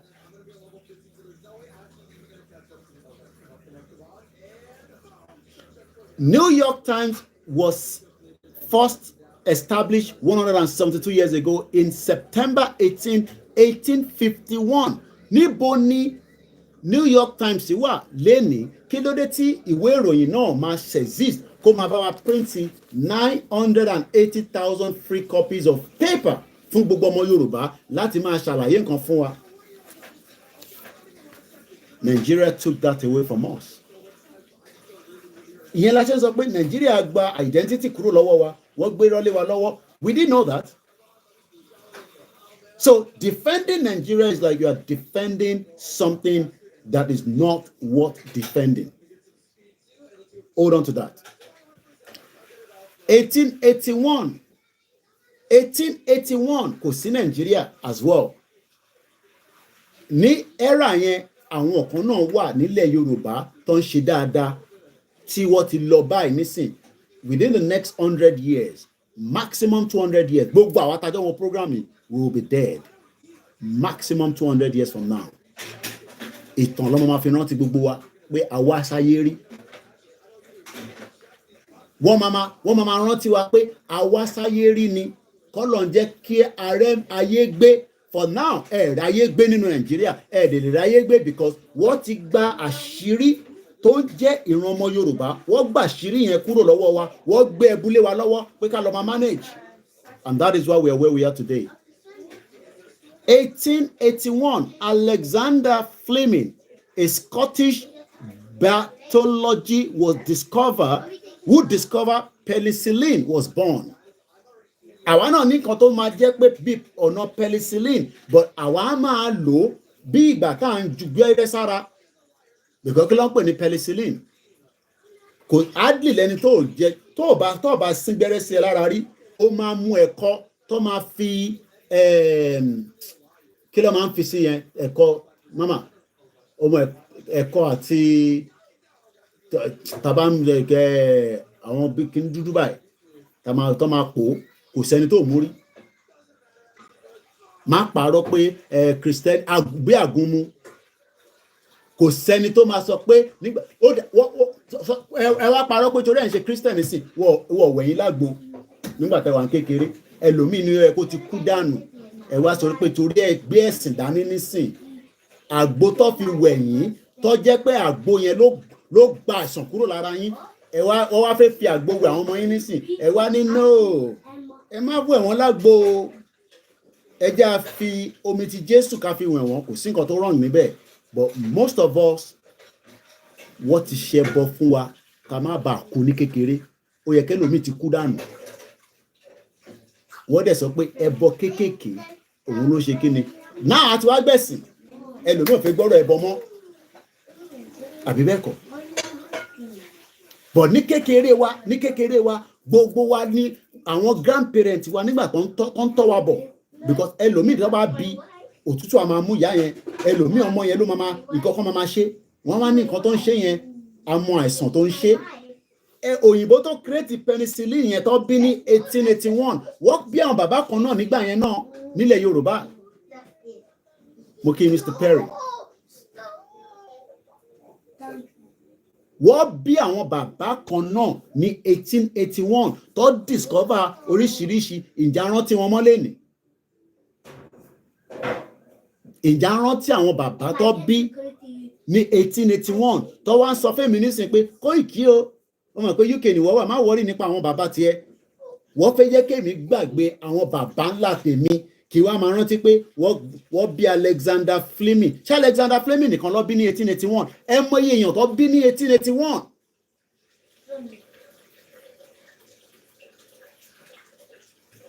Ẹ mọ iye èèyàn tó bí ní 1881 ní that same era. Era kan làwọn náà ń gbé lọ báyìí nísìn. Do you know how many people tó ti bímọ lénìí? Ẹ mọ èèyàn tó máa bímọ lọ́la. The question then is, how do we protect ourselves for the near future? Òun lè rí tàǹsá nísìn, a lè exist tàbá ṣe wà ní Nàìjíríà tàbá ń parọ́ fúnra wa. Because Nigeria is taking us backwards. 1890, a murderer, Walter Camel, was the first man to die in the electric chair at Holborn Prison in New York. Kò ń ṣe ni wọ́n ti ń pa ẹlẹ́wọ̀n. Ní 1890 ni wọ́n kọ́kọ́ máa fi electric chair pààyàn. 1931, Nigeria ti wà created. Bidibak jazz trumpet died at the age of 28. So tàbá wá àwọn ọ̀dọ́ tó ń kú lẹ́ni nísìn, kò ń ṣe ìlẹ́ máa kọ́kọ́ kú. Somebody also died in 1931. Trumpeter ni ó kú at the age of 28 for phenomena àti alcoholism. Máa mọtí o. Máa mọtí nínú Nàìjíríà tí wọ́n ní tọ́jú ẹ nígbà tó bá lọ ní kidney or heart failure. Tó bá tẹ̀ máa mú níwọ̀nba, gbogbo pàrágà tẹ̀ mú tí kò wà measured. Ó dá fún wa lóòótọ́, but ó yẹ ká ti ṣe research débi pé ó gbọ́dọ̀ mú ju quantity báyìí lọ in a day, ó gbọ́dọ̀ mú ju quantity díẹ̀ lọ in a week. Akọ̀wá à ń mú nímú ìmú àwọn olówó wa ń create àwọn energy drink, olúkálùkù àwọn energy drink yẹn, and it will freeze your heart níjọ́ kan and you will die. Ìwọ kọ́ ló máa kọ́kọ́ kú, because bọ̀bọ̀ kan náà wà náà ní Bidibak jazz trumpeter ni wọ́n ní at the age of 28 years old ló kú dànù. Ọtí tó mú ti pọ̀ jù. wọ́n tún ní kíní kan tún ṣe phenomia àti alcoholism ní 1931 mo kí triple DRS. So people have been dying. Bàbá mi, ẹ̀gbọ́n mi, Fágbèmí tún wọ́n ní Nigeria is like a prison. Kódà prison UK gan, I prefer kí n wà ní prison UK than kí n máa gbé ní Nigeria lọ. Bí wọ́n máa tọ́, ike kéré máa dùn gbájú. Most of you don't know that. Let me ṣàlàyé kọ̀ọ̀kan. Ike kéré máa dùn oúnjẹ mẹ́ta ló ń jẹ. Ó ní access sí fruit. Ó máa ní access sí breakfast, lunch, dinner. Kódà aṣọ tó máa wọ̀ nísìn ó yàtọ̀ sí ti winter because of kó rú pa. That means that Ike Ekweremadu, the former Senate president, is enjoying that millions of Nigerians at home today, even though he's in the prison in UK. Ibẹ̀rẹ̀ ló máa wà lágbára Ọlọ́run tí Nàìjíríà máa ti fi pín. That is one of my prayer. Tó bá máa fi jáde Biafra land ní kó send ẹ̀ lọ káwọn gọ́ọ̀mẹ̀ntì wọn dẹ̀ máa lọ dín pẹ̀lú ẹ̀. Nigeria, UK prison that Ike Ekweremadu is living right now is far better than millions of you that are living in Nigeria. Let me go back one step to the New York Times. As at May this year, they have 10 million subscribers. Kí ló dé tí ìwé ìròyìn ilẹ̀ Yorùbá náà coexist ká máa ní 10 million subscribers? It's because the English destroy ìwé ìròyìn and now told us that how about it can New York Times and they accepting tí wọ́n bá ń sọ. When we should be the one fighting to tell the world how things are. Good night. I love you. I'll do. Ẹ jẹ́ ká tẹ̀síwájú because we have just 1 hour less to go. 1932, the first film festival was held in an hotel exclusive in Venice. Ìjà mọ̀ pé Eshigoni Keke Cruz, one is a Liverpool disease. Thank you so much. 1932. I'm sure kò tá bá lọ wo àwọn bàbá Ògúndé nǹkan àbí. Let's see. Ògúndé films. Mo kí mọ̀ sí mi náà, mo kí gbogbo ẹ̀yin dáadáa.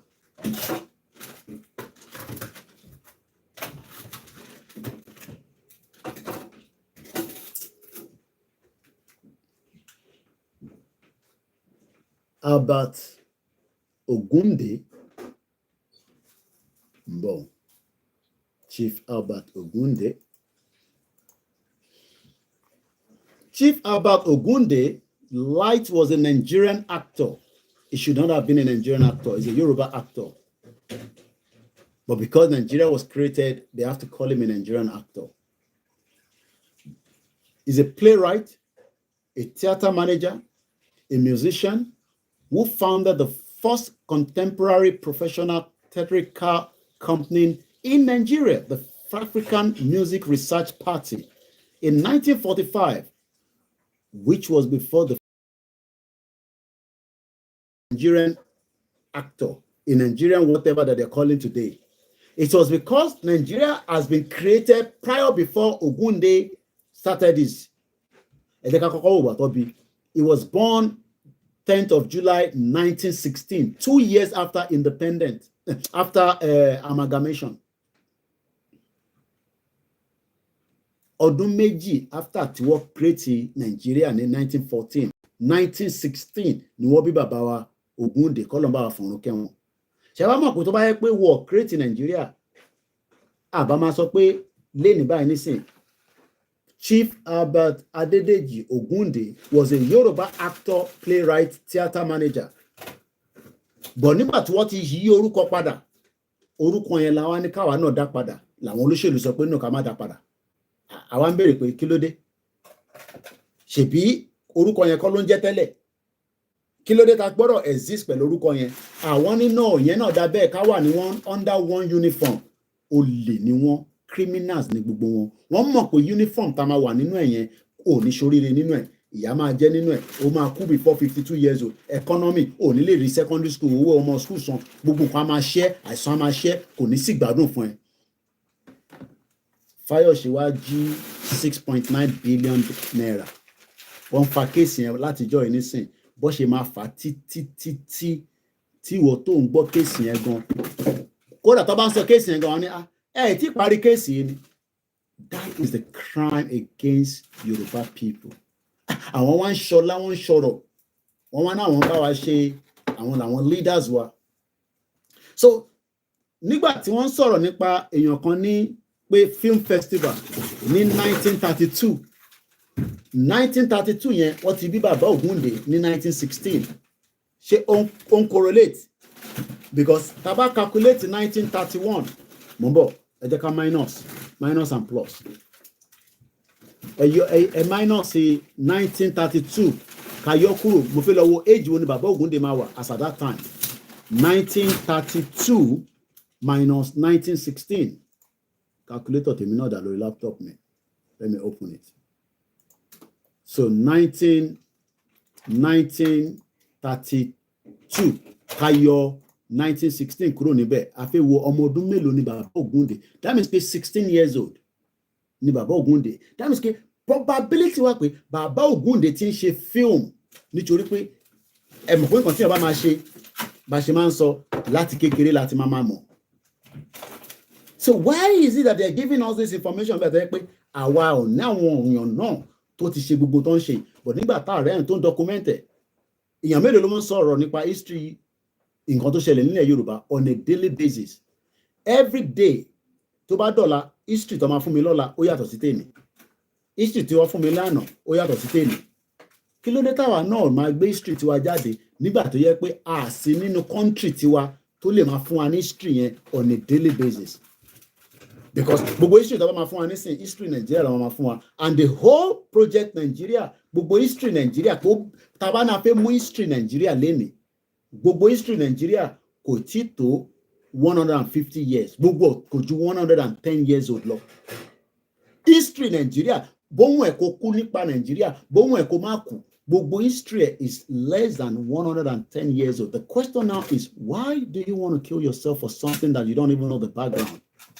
Nígbà tó ń create Nigeria irú ètùtù wo la mọ̀ tó ṣe irú àdúrà wo ló ṣe sí àwọn wo ló consult àwọn orúmọlẹ̀ wo ló bá sọ̀rọ̀ àwọn wo ló gbé ọ̀rọ̀ orúkọ yẹn lọ bá because gbogbo wa ni a máa kọ́kọ́ lọ wo orúkọ ká tó sọmọ lórúkọ o kò lè jí láàárọ̀ nígbà tó bá fẹ́ sọmọ lórúkọ kó wá lọ wọ orúkọ tí kò wọ́tẹ̀ kó wá gbé lọ́mọ ẹ lọ́wọ́ because orúkọ yẹn lọ́mọ máa pé ọmọ yẹn títí tọ́lọ́jọ́ máa fi dé a ní ìyá Bílíkísù ìyá Láìwọlá ìyá Táwàkálítù wọ́n ṣe pè ní ìyá ọ̀bọ ìyá mọ́ńkì wọ́n ṣe máa pè ní ìyá snake àwọn kan lè máa jẹ́ bẹ́ẹ̀ o ìran tí wọ́n nìyẹn ìran tí wọ́n ní pọ́mọ kan ní ìyá mọ́ńkì látijọ́ tẹ́tí dáyé ẹgbọ́ pọ́pọ́yàn kan ní ìyá mọ́ńkì ló ń lọ yẹn tó ẹ pé ọmọ ẹ̀ mọ́ńkì ló ń pọ́mọ ẹ̀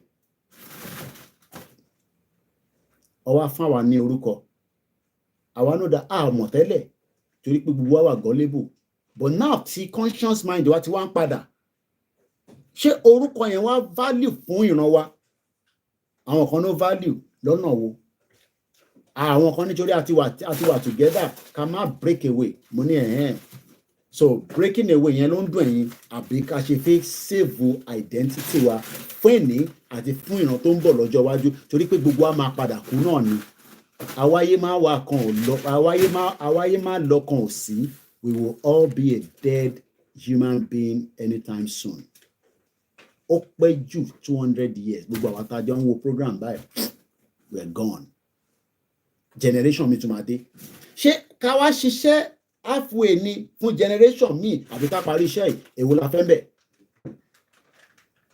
so ká bá dẹ̀ mọ̀ pa fẹ́ parí iṣẹ́ yìí ìjà máa wà nínú ẹ̀ bọ̀ kíjà tó dé ẹjẹ́ àkọ́kọ́ ṣàlàyé ọ̀rọ̀ fáwọn èèyàn ó kù bí méjì tí wọ́n fẹ́ fún yín kò ń ṣe ní lọ́ ti ń pààyàn Amẹ́ríkà pààyàn ni wọ́n máa ń pààyàn ni ìjọba wọn máa ń pààyàn kò ń ṣe ní lọ́ ti gbogbo bọ́ǹbù tó ń jù ní Israel ní Amẹ́ríkà ló ń supply ẹ̀ gbogbo bọ́ǹbù tó ń jù sí Palestine Amẹ́ríkà ló ń supply ẹ̀ ẹ̀gbọ́n lẹ́ni nísìn again.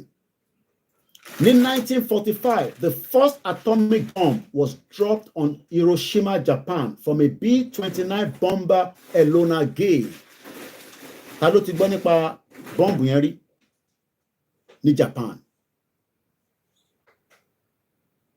Hiroshima ò gbọ́ rí ìwọ wá ń sọ pé kò àwọn ẹgbẹ́ Yorùbá nation níjà àfẹ́ kíyàn kankan kú. Japan àti America nísìn wọ́n ti dọ̀rẹ́ padà wọ́n ti parí ìjà wọn olúkálùkù kàn ṣe kí ni Japan náà wọ́n ti increase security wọn tó bá bí America dá kó lọ attack Japan ẹni máa kú ẹni máa yẹ ni òun lọ̀rọ̀ tó wà ńlẹ̀. Ẹ jẹ́ káwa náà kọ́kọ́ bọ́ nínú ìdààmú nínú wàhálà káwa lọ build reinforce security wa fọ́njọ́ ọ̀la fún any country tó bá fi wá pa wá bí ànípa wọn bójá bí Biafra náà máa pa wọn bójá Hausa náà máa pa wọn bójá English náà máa pa gbogbo wọn dànù. But tí ìgbára yín sílẹ̀ láti jà báwo lẹ ṣe fi wá lọ defend ara yín lọ́jọ́ iwájú.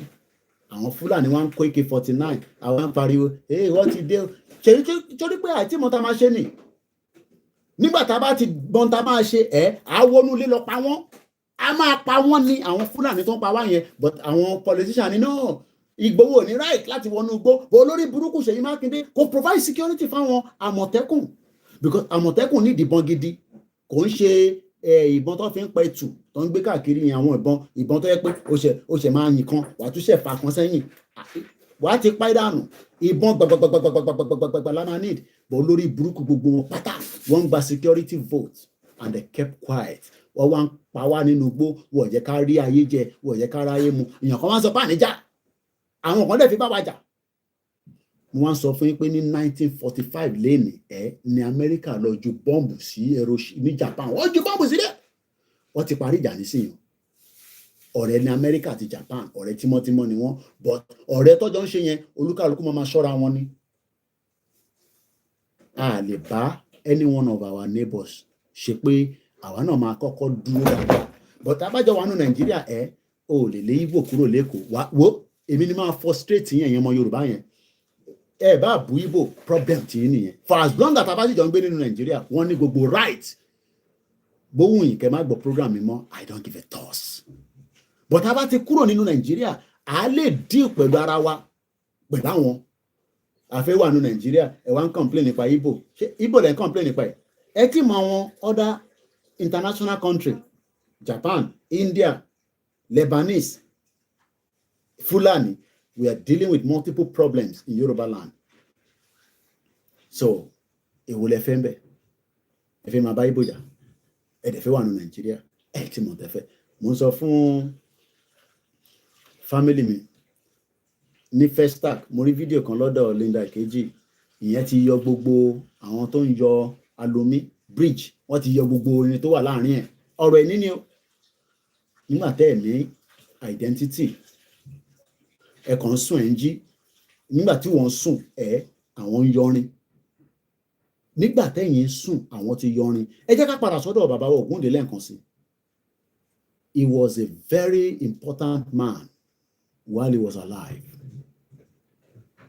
Drama ló fẹ́ sọ ni ó mọ̀ pẹ́ mo kí ẹ̀gbọ́n mi ní gbogbo Manchester Frank Dudu.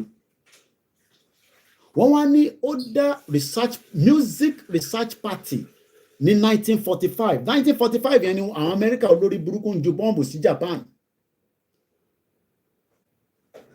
Wow, táwọn set up party Ògúndé concert party ní 1950 10 years before independence. I'm sure pé tá a bá lọ wo àdúgbò bàbá Ògúndé báyìí state wo ni bàbá yẹn ti wá ná ṣé Èkìtì ni wọn àbóǹdó ẹ bá ń kọ sí comment section. Tá a bá lọ sí gbogbo àdúgbò bàbá Ògúndé báyìí ẹ máa sunkún ni pé so àwa rẹ nìkankan because sí nínú country to value irú àwọn èèyàn bẹ́ẹ̀. And look at where we are. Ogun State ni okay ẹ lọ sí Ogun State ẹ sunkún fún àwọn tó wà lógun State whereas ó jẹ́ káwọn èèyàn máa friday láti gbogbo àgbáyé sógun State pé àwọn fẹ́ wá wo history bàbá Ògúndé.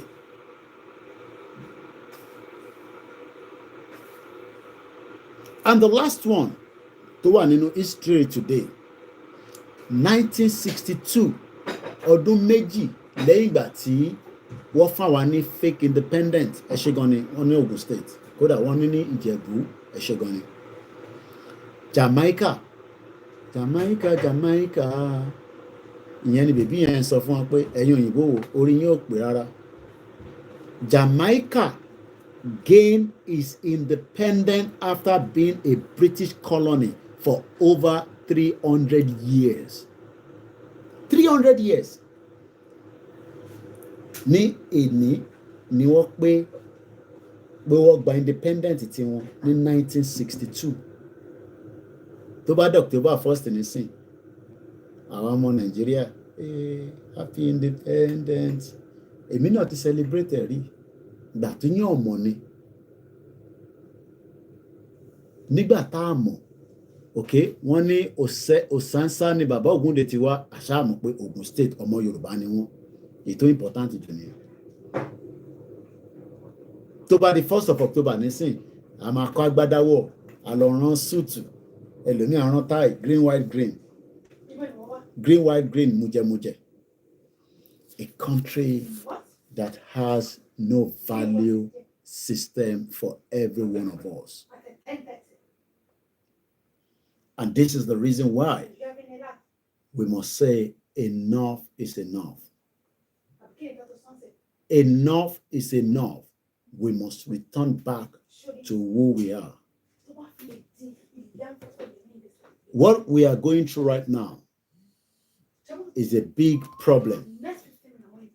And that problem can only be resolved if we pull out of Nigeria. If we do not pull out of Nigeria, we will all continue to be trapped.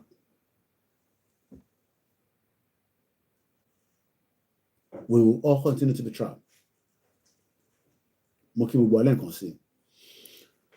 Baba Ogunde died in 1990. Nígbà tí mi was secondary school near. He was born 2 years after the fraudulent amalgamation in 1916.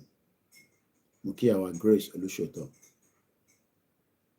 Ososa, okay. Only Ososa, Eshegoni. Ososa ni Baba Ogunde. Wọ́n náà nílé kan ní Alágo Méjì. Bọ̀yàn mélòó ló ṣèrántí wọn ní àgbáyé? Ǹjẹ́ à ń promote wọn láti lè jẹ́ káwọn èèyàn wá wo in tí bàbá yẹn ti ṣe sílẹ̀ lénìí? At the end of the day, yeah.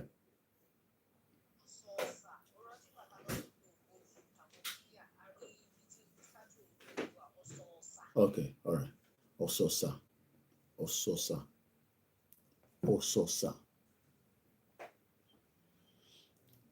The Yoruba people are Montanilowo, and we are losing plots of what we have. Ososa. The long that about question in Nigeria, atikpe already. There's no doubt about it. Atikpe. Ṣé làwọn kan wá fẹ́ ká túbọ̀ pẹ́ sí? Ẹ ṣe gan ni bẹ́ẹ̀ ni, Ososa. Ká pẹ́. Already we have spent 60 years plus of a fake independence. We have spent 110 years of a fraudulent amalgamation.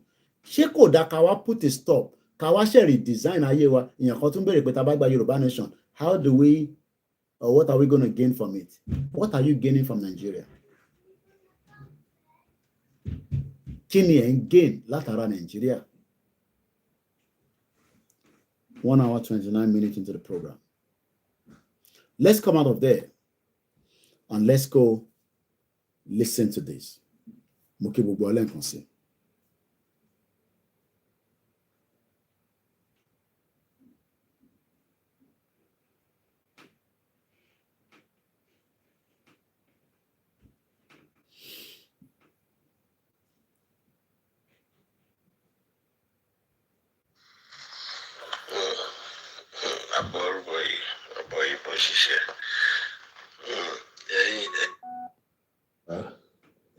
Ẹ̀yin ọmọ àlè, ẹ̀yin ọ̀dàlẹ̀ ọmọ Yorùbá, bó ṣe ń bẹ̀rẹ̀ náà ní látàrí àìwáṣẹ, láti ìgbà ìwáṣẹ. Tí ẹ̀yin ọmọ àlè Yorùbá kan, nígbà táwọn èèyàn fẹ̀hónú wọn, ẹ̀yin wèrè tẹ́ gbé ìgúnnu jáde, tẹ́ gbé òòṣà jáde, tẹ́ ń ṣòro yìí, ebi ń pa ẹ̀yin náà o. Ebi ń pa yín o. ẹ wá gbó ṣàjáde ẹ gbégun kó jáde lórí ọ̀rọ̀ àwọn olórí burúkú lídà Tinubu olè torí àwọn èèyàn fẹ́ ọnú wọn wọ̀n ẹ̀yin gbó ṣàjáde àwa ọ̀ríjínà ọmọ ilẹ̀ Yorùbá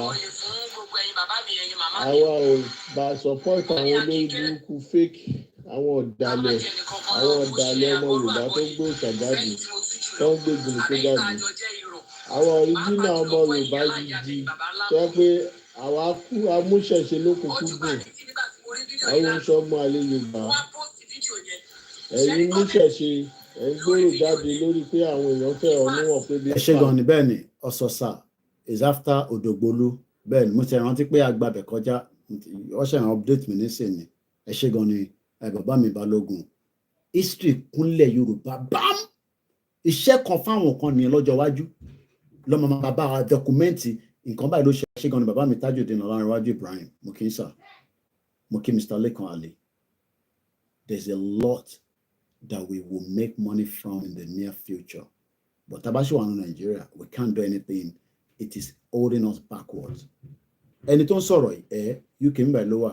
Àwọn ilé bá politician ṣe dáadáa ní 1990 nígbà tó lórí burúkú Tinubu máa wọlé. Nígbà tó júyàn báyìí ti là ni àwọn máa tẹ̀lé lóṣèlú. Tójú yín bá ti là nídò lóṣèlú ká tó ṣoríire nílẹ̀ Yorùbá ní in the near future. Olóṣèlú máa gbọ́dọ̀ jẹ́ servant wa ni.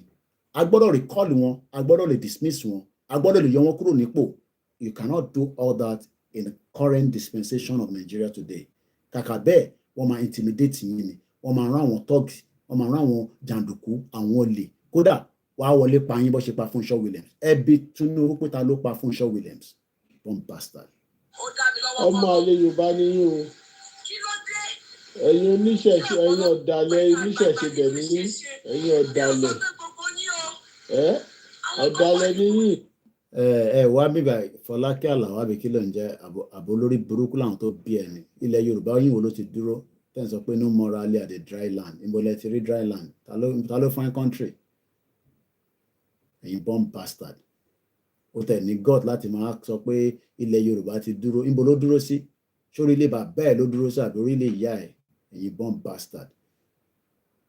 Ẹ̀yin olórí burúkú. Ilẹ̀ Yorùbá ti dúró no morally at the dry land. Òde bó ṣe kọ́ náà pé dry land. Àwọn ò ní sí nínú dry land o. Ilẹ̀ tó máa nọ́ra làwọn ń wá. Bomb bastard. Ìyẹn máa lè.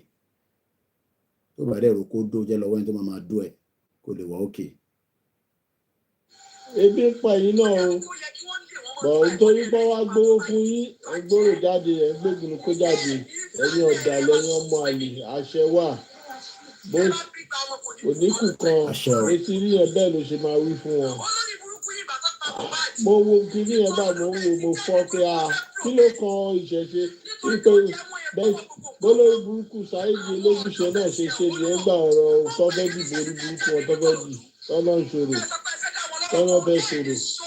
Kí ló kan ìṣẹ̀ṣe pẹ̀lú ọ̀rọ̀ pọ́lítíìsì? Kí ló kan ìṣẹ̀ṣe pẹ̀lú ọ̀rọ̀ pọ́lítíìsì? Àwọn tó yẹ kẹ́yìn oníṣẹ̀ṣe tó dáṣẹ̀ ríà fún wọn. Ẹ̀yin náà lọ kí wọn lẹ́yìn lọ́ṣẹ́ ń hùwà tó ń hù tó ń fi àjàrà yìí. Tinubu tó ń dalẹ̀ Yorùbá rú. Olórí burúkú Ọbásanjọ́ yẹn ṣe tiẹ̀. Olórí burúkú bàbá Ìyábọ̀ olórí burúkú yẹn náà ṣe tiẹ̀ ó dalẹ̀ Yorùbá rú. Ó talẹ̀ Yorùbá báyìí lọ́pọ̀ títí ni. Ìwọ Tinubu náà the same thing. Gbogbo yín àwọn ọmọ yín gbogbo àwọn ọmọ yín máa jìyà kó máa fọwọ́ járe kú ni. Tó bá ń dùn fún wọn sí tó bá yá ọ máa fọwọ́ járe kú ni o. Gbogbo orí ọmọ Yorùbá tẹ́ fìyà jẹ. Gbogbo orí ọmọ Yorùbá tẹ́ fìyà jẹ. Gbogbo orí ọmọ Yorùbá máa bí yín. Gbogbo ẹ̀kẹ́ tó ayé lídà Yorùbá. Tẹ́ jẹ́ pé ibi lẹ́ ń ṣe fún wọn Yorùbá. Ẹlẹ́dàá gbogbo àwọn ọmọ ilẹ̀ Yorùbá máa bí yín. Tòótọ́ ṣe ohun tẹ́ ẹ̀ ṣe ẹ̀yin olórí burúkú. Ẹ̀yin ọ̀dàlẹ̀ ẹni tí ò tọ́ sọ́ba Tinubu wàá fi jọba wàá ní kàn fi jọba wàá gbówó lọ fún wọn wàá ní kò lè máa rí wọn control. Olórí ibú ni yín o gbogbo ẹ̀yin tẹ́ ń gbàbọ̀dè fúnlẹ̀ Yorùbá àṣẹ wà bó ṣe máa rí fún wọn nìyẹn àríwá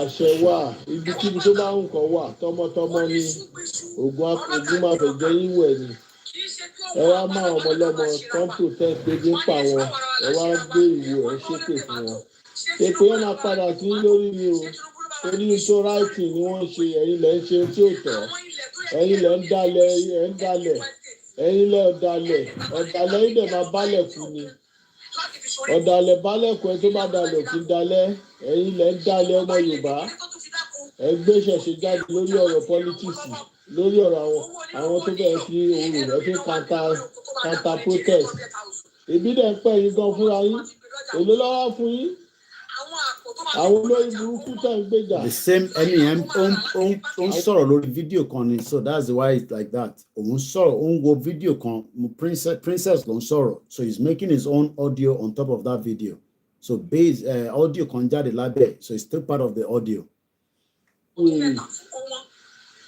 wọ́n ti lò wá rí àwọn òtẹ̀lé wọn mọ́ àtijọ́ tó. òkè àtòbími lọ́mọ ọ̀sàsà bẹ́ẹ̀ ni ibẹ̀ ni bàbá Ògúndé ti jáde ẹ ṣé gan ni thank you so much.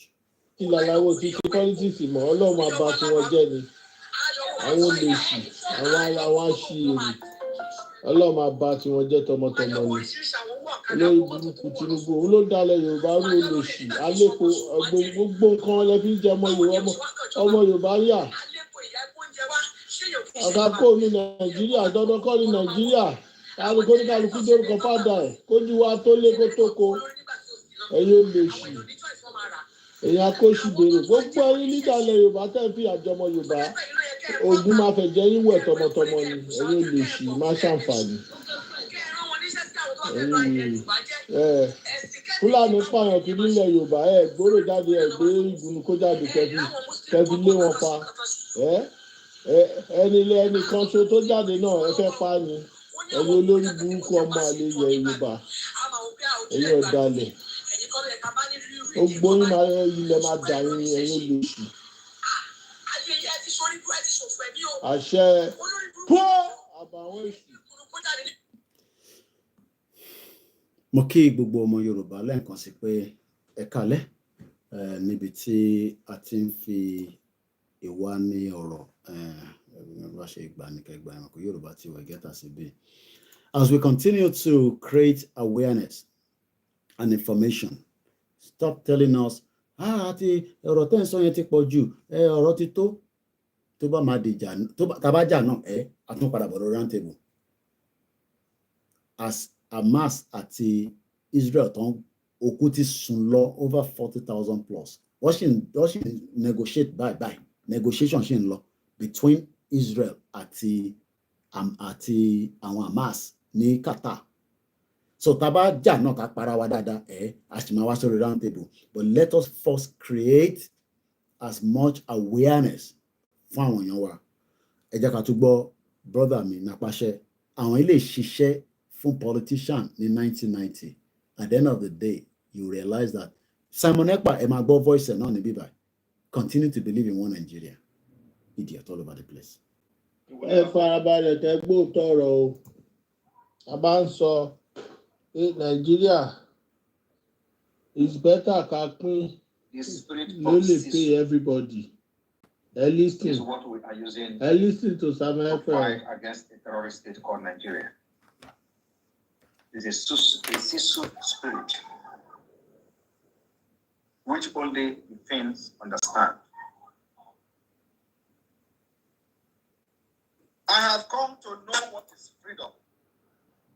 I have come to understand that freedom is precious. And one thing that makes me laugh sometimes is that I listen to these people and watch those people fighting for one Nigeria and I laugh. You can never fight one Nigeria like me. Would you believe that somebody like me was in the forefront of supporting Atiku in 2019? Nígbà tó jú ẹ̀ sí ìdí nìyẹn o. Even leading Atiku campaign in Europe. Àwọn olórí burúkú Tinubu olórí burúkú yìí bó ṣe di gómìnà Lagos State àwa iná wà bẹ́ẹ̀ olórí burúkú gbà ojú wa dí. I just love. Because there are many things you don't know that if you do, you will ever regret. Finland ló wà ń sin ojú ẹ̀ là ó mọ tó ń fáìtì fún náà ẹ̀yin olórí burúkú a máa sọ fún yín pé Nàìjíríà ń ṣe wọ́n build Nàìjíríà fún àwọn ọmọ ìlú. And channeling your energy to the wrong channel, which can never bring anything.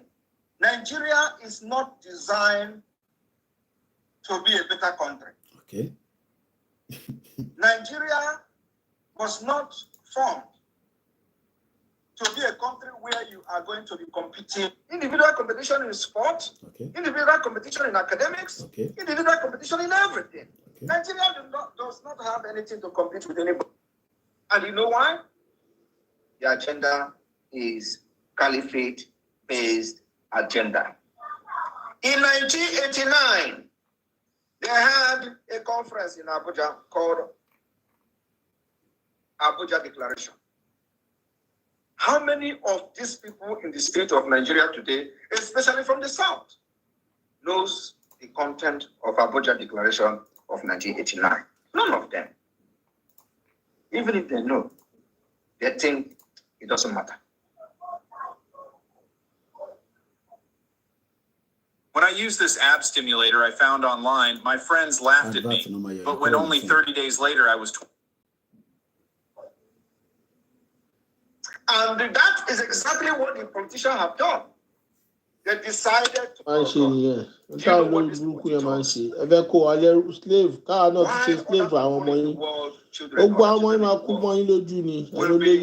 developing their brain in critical thinking in school. They will bring some certain things to make it form some object. From kindergarten, they will be telling them how to bring some object and make it form something to develop their critical thinking. Then, in our own. Especially from the south. Àwa gbogbo àwọn ọmọ wa náà la máa rí tó bá wọlé wọ́n máa draw wọ́n máa paint àwọn sọ fún àwọn ọmọ wa put the newspaper on the floor àwọn ọmọ Oòduà owó ọlọ́mọ máa paint critical thinking àwa ò lè critical thinking gbogbo brain wa wọ́n fẹ́ kó máa fry bí òróró tó fi ń dín dòdò fún yín àwọn òróró tó yẹ pé kò jẹ́ kó máa fi jẹun mọ́ ẹ jẹ́ ká gbọ́ ìtókù mo kí gbogbo wa lẹ́ẹ̀kan sí i. Nigeria, part of Nigeria. You know what they did? You know, many of you do not know why the Southeast, especially, is very, very powerful when it comes to 419. Ẹ farabalẹ̀ gbọ́ bíbá yìí o pé ó ń sọ ìdí tí Southeast báwa náà ṣe máa ń bẹ́ẹ̀ mi náà ṣe máa ń sọ pé Ogun State ritualist tó ń lọ lọ́wọ́lọ́wọ́ ní gbogbo ilẹ̀ Yorùbá ibẹ̀ ni ritualist pọ̀ sí jù presently right now the country of Ghana máa gbé nìyẹn. You know, it was deliberately designed for you to become a criminal if you are from the Southeast. With your academic curriculum. Okay. Some of you do not understand this Makija music. Ó fẹ́ sọ̀rọ̀ nípa gọ́gọ́ yẹn. Ó fẹ́ sọ̀rọ̀ nípa ẹ̀. Mo ní láti lọ wá fídíò tó ti sọ̀rọ̀ ẹ̀ dáadáa, but ẹ jẹ́ ká gbọ́ díẹ̀ nínú ẹ̀. How many years? It is now everybody is doing gogongongo. You do not understand what the music is all about. Okay. You do not understand what is called reader. Do you know in your primary school you read reader?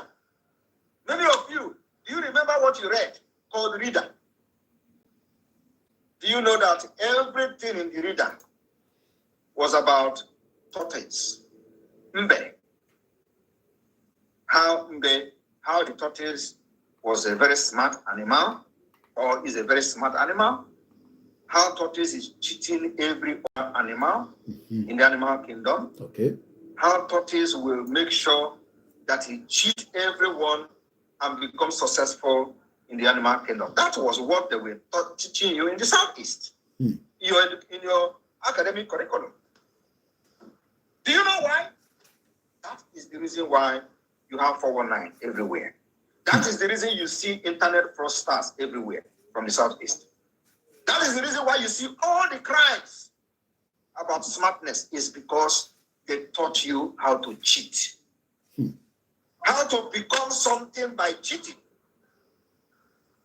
Do you think that reader was being used in the north? The answer is no. I want you to refresh your memory back. What I'm telling you now, you can never think about what I'm telling you now. Until now that I'm saying it. This Bongo was also how the tortoise went and deceived elephant. Cheated elephant and become the husband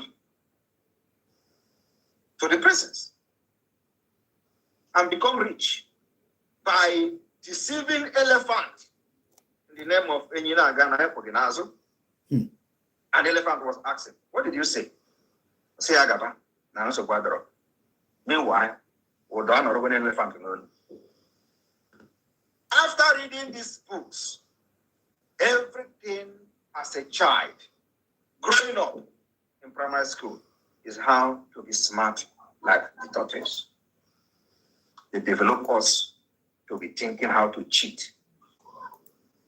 We are going to change it in Biafra. Biafra will become an innovative country. Confirm, support, and Yoruba nation. Now, again, for any one information kan tí mo pick lórí Twitter. Ṣé rọ́rọ̀ tó ń sọ yìí? Ẹ jẹ́ n lọ sọ́dọ̀ bàbá kan wọ́n pè ní àwọn tó bá ń follow not everybody is on Twitter, which is X. Wọ́n ní bàbá kan wọ́n pè ní 99% ládò. Mo fẹ́ sáré kàn kankan. Criminals! That's why you know she support Yoruba, you know, very sure about she must support Yoruba nation because they're all fraudsters. Olè ni wọ́n.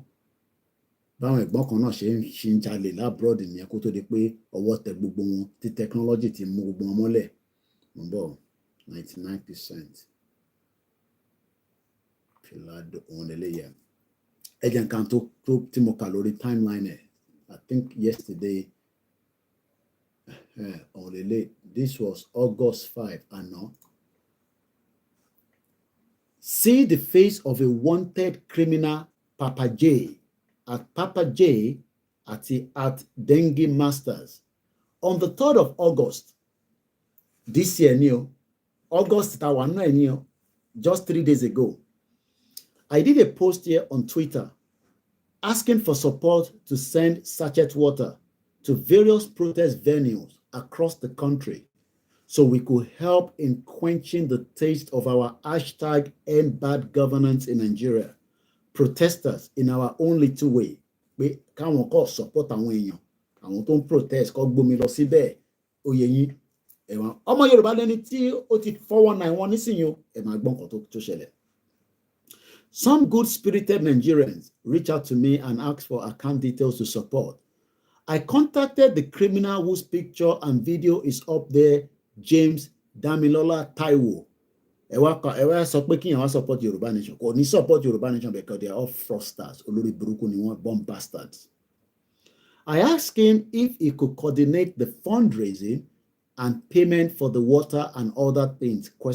He said yes, that he can do it because me, I am tightly engaged with other activities, gathering information and directing people on what to do. I asked him to send his account details so donations could be sent in, but I gave him a condition that I must verify every vendor after supply with evidence before instructing him to make payments. Mind you, I don't know this guy physically. I have not met him before, but I have done some background search on him in the past to get the vital details I need about him. This was because he has been begging me. Beg. A beg it about the Wallace Walara, the criminal Mawalowo. He has been begging me. He has been begging me in details. This was because he has been begging me in my DM to carry him along in my investigative journalism journey. He has begged me to help me receive Naira donations for me to support my work, then change it to crypto and send to any wallet of my choice. I told him no, that I already have different crypto vendors doing that for me.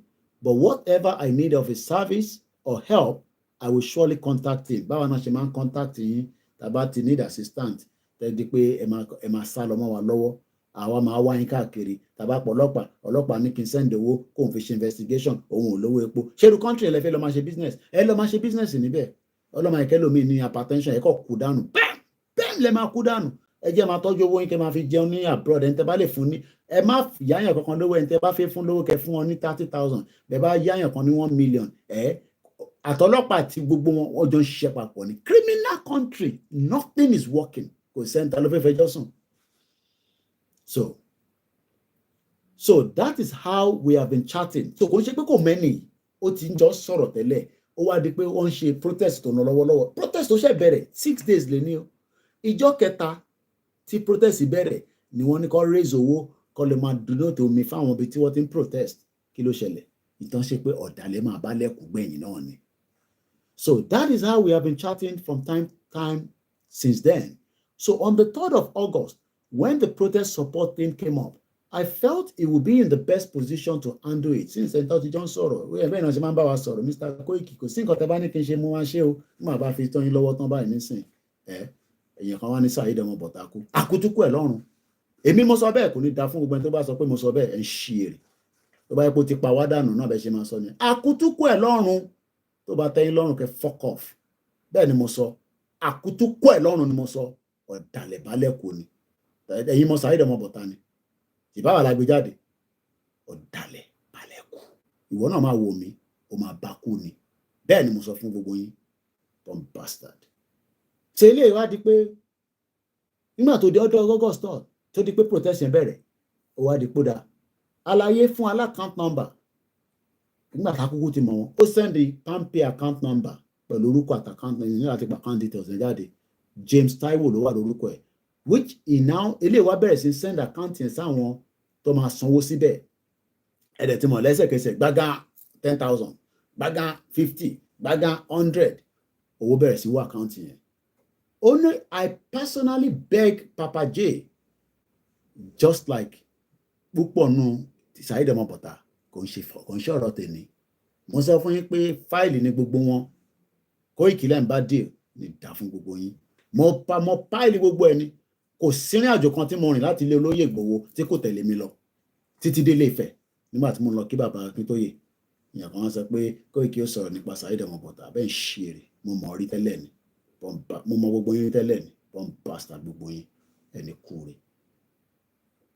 Lára bó ṣe máa ń gbogbo wọn ṣe máa ń crime wa tó máa ń fọwọ́ náà gbogbo wa nìyẹn àṣẹ pẹ́yìn náà ní wọn lọ́wọ́ tó máa fọwọ́ náà yín àwọn náà ń bá yín kọ́lé àwọn ralẹ̀ ẹ̀ ń ralẹ̀ tí tẹ́ẹ̀nì gọ́ọ̀mẹ̀ntì tó máa tíjà bá dé talẹ̀ máa lọ bá ẹ máa ralẹ̀ ìwọ òkàn diaspora ń ralẹ̀ sí abroad sí Nàìjíríà tó stable ọjà gbogbo yín lẹ́nu ó kù díẹ̀.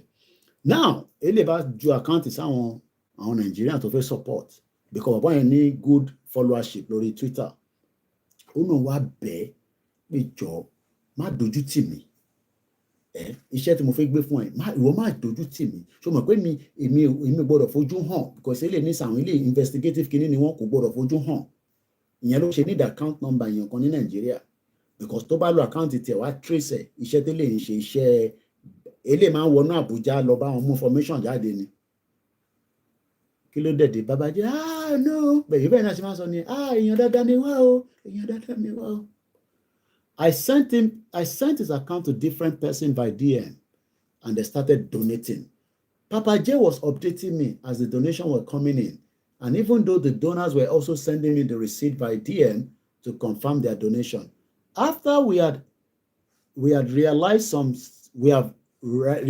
substantial amount of money, I did a post. Ó wá sọ fáwọn tó ń ta omi pé ẹni tó bá lè donate tó bá lè deliver omi sí gbogbo tó ti ń ṣe protest a máa sanwó fún yín. Definitely àwọn èèyàn wá reach out sí Nigeria bó dẹ̀ promise kó máa sanwó fún wọn. Vendors flooded my DM after which serious ones took water and supply. Ìyẹn wá àwọn ẹ̀wọ̀n káwọn ti gbowó Papa J ti gbowó dání àbí òun dẹ̀ ti ní àwọn tó máa lọ deliver omi so now wọ́n ti deliver omi ó yá Papa J wá release owó fún wọn ẹ máa gbọ́n tó ṣẹlẹ̀ ẹ máa believe in one Nigeria gbogbo yín wò high blood pressure yín máa lọ sókè ni ẹ má máa fowó yín jẹ gẹ̀lẹ̀dẹ̀ ẹ tẹ́ bá fi fún lówó tó bá béèrè 10,000 ẹ bá rí 5,000 kẹfún kò bá àbóyín dọ̀la ẹ̀sán fóònù kọ́kọ́ lẹ́yìn fún ní 5,000. As soon as the money got to 1 million naira, Papa J stopped replying.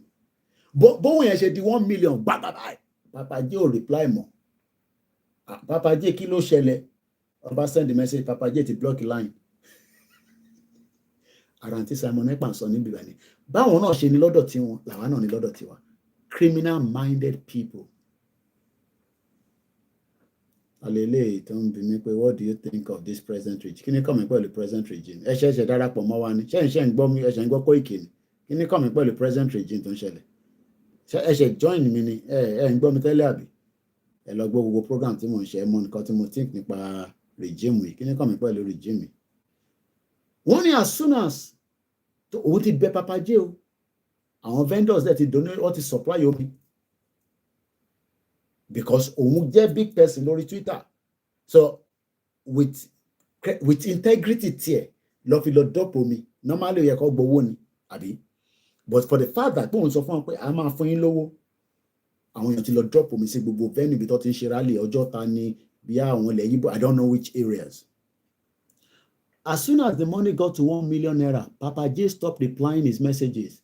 He stopped updating me when the money was 856,000 naira. Owó tó tówó, small money.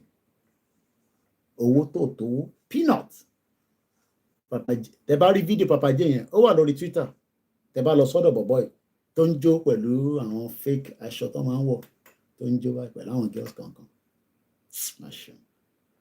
Now, òun á wọ́n dàgbà, kí ló ń ṣe Papa J? Owó òjì ò tó nǹkan.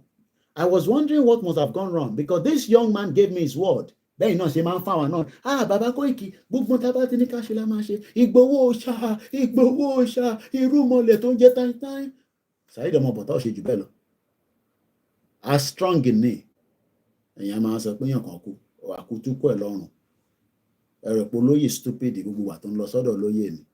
Mo ní ẹni bá ti ṣe olóyè àti ọmọ Yorùbá ó máa bá lọ ni. Nígbà tí a camp àwọn ọmọ kan síbì kan nígbà kan, olórí burúkú ẹ̀ àkútúkú ẹ̀ lọ́rùn, bẹ́ẹ̀ ni mo sọ. Ó gbé kọ́ọ̀lù, ó ń pe Dúpẹ́ Onítìrì pé ṣé ó mọ̀ nípa tá à ń ṣe níbí báyìí. Ìyẹn wá ní kí ló ń ṣe níbẹ̀? Ewu ọmọ kankan nípẹ́ o. Ọmọ orin àjò wọ́n dá gbogbo ẹ̀rù. Àwọn kan wá sọ pé kí ló dé táyì tí gba Yorùbá nation nísìn? Ẹ máa lọ reset. Ẹ jókòó dáadáa until tá bá sọ pé ó tútù yá. Ara wọn dalẹ̀ nìyẹn. Ìbọn ló bá wọn rà bọ́n. Òun ló mọ ibi tó ti ń rà bọ́n. Ló mọ ibi tó ti ń raṣọ uniform. Àbí? Ní oko wọn ní pé Koiki ó sọ abẹ́ ń ṣe ẹ̀. Ẹ bá sọ pé mo sọ̀rọ̀ máa fún ẹ lépè, máa fún bàbá ẹ lépè àti ìyá ẹ lépè. Ìbọn bastard. Ẹ̀yin mọ̀ tó èmi ni. Ẹ̀yin mọ̀ tó èmi. Ẹ̀yin mọ̀ tó mi. Evil people. Àwọn ìkà ọ̀dàlẹ̀ ọmọ Yorùbá.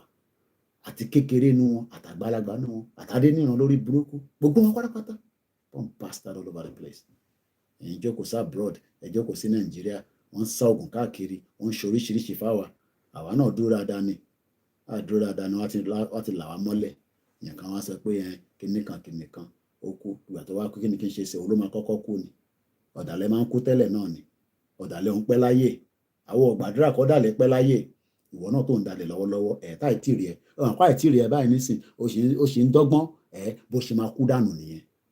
Ó kúkú bẹ́tà kó má ṣe ṣódà àwọn tó ṣe Yorùbá nation nísìn àwọn bẹ́tà bí kọta bá ti débi tá à ń lọ lọ́jọ́ iwájú gbogbo àjọ máa gbádùn ẹ̀ bọ̀ má wàá dalẹ̀ kí ló ń sọ níbẹ̀ yẹn ó yá fún mu síbẹ̀ yẹn ó yá ẹ fẹ́ gbọ́n nǹkan tó ń sọ níbẹ̀ yẹn ó máa padà kú dànù ni tó bá ti kú bí ṣe máa sọ̀rọ̀ tiẹ̀ náà nísìn ní gbogbo yín bí ṣe máa wá sọ̀rọ̀ tiẹ̀ náà nìyẹn ìyẹn ó pè. Wọ́n nígbà tó ti kówó fẹ́lẹ̀ ọmọ Papa J ò kówó jáde mọ́ ẹ wo bó ṣe bá ọmọlúàbí àwa sọ pé ọmọlúàbí náà dà ṣé Yorùbá ṣe lọ́mọlúàbí 1 million naira mo ò lè fi fídíò ẹ̀ wọ̀nyí ni ó lo glasses báyìí ló ń jó ní pàtí kan ìyẹn ti wá lọ investigative journalist ìyẹn ti dig ó ti lọ kó àwọn fídíò ẹ̀ jáde pé má bẹ́ẹ̀ tátán lórí social media má bá tiẹ̀ jẹ́ pátápátá bẹ́ẹ̀ ni mo sọ bó ṣe rí gan bó ṣe bẹ́ẹ̀ mi náà ṣe ń bá ti Saheed jẹ́ nísìnyẹn bó ṣe rí náà nìyẹn evidence pọ̀ àwọn onímọ̀ ní ọ̀rọ̀ tí ẹ̀kọ́ nísìnyẹn létà nìyẹn sọ pé kinní kan now bó bá pọ̀ ọlọ́pàá nísìnyí ọlọ́pàá lè ṣe kankan. The whole system is corrupt. That is the kind of country you want us to live in? No. A lè gbé nínú country bẹ́ẹ̀ yẹn. Ó better ká wà nínú society. Look, Prime Minister ń sọ fáwọn Muslim lè ní. Okay, Koiki, bí wọn náà ló ní ọmọ babaláwo kíni ẹ̀ ní ṣe pẹ̀lú wọ Muslim ní mí. Ó ní àwa Muslim tá à ń gbé ní UK ká má bẹ̀rù ká má fòyà. Ṣọ́ra àwọn tọ́gù lórí burúkú òyìnbó tó fẹ́ ṣe jàmbá fún yín a máa dé pẹ̀lú gbogbo wọn. Irú country tí mo fẹ́ nìyẹn. I want a country where the Yoruba government can defend and protect us. Kò ń ṣe ìta à ń sọ fún Sanwó-Olú nísìn pé wọ́n ń pa wá. Ó ní níbo ló ti pa yín? Bàbá wọ́n ń pa wá.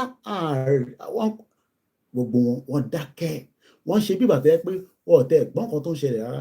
Papa J òun lè lè nísìn. Just 1 million naira ó bà ọmọlúàbí ẹ̀jẹ̀ lórí social media. 1 million naira owó yàn pé 5 million náà. Now àwọn èèyàn wọ́n ti lọ drop omi. Eléyìí nísìn wá Papa J release owó ká tẹ̀ sanwó fáwọn tó lọ drop omi. Ẹ wá rí i pé reason tí a ti ṣe business in Nigeria ó difficult because we don't know who you are. Yẹn kan wá ní Koiki ẹ̀ bá mi polówó ọjà mi. Èmi ò lè polówó ọjà o because mo ò mú ẹ rí. Mo ò mú ẹ rí torí gbà tí bá polówó ọjà táwọn diaspora bá kówó síbẹ̀ tó di pé gẹ́lẹ́m tó gba 1 million torí pé lójú tiẹ̀ 1 million yẹn is a big money. You can see why we must create awareness. Ọ̀rọ̀ ilé tí mo sọ àná ni bàbá yìí post o. Papa J orí tó wọ glasses tó ń jó Papa J criminals.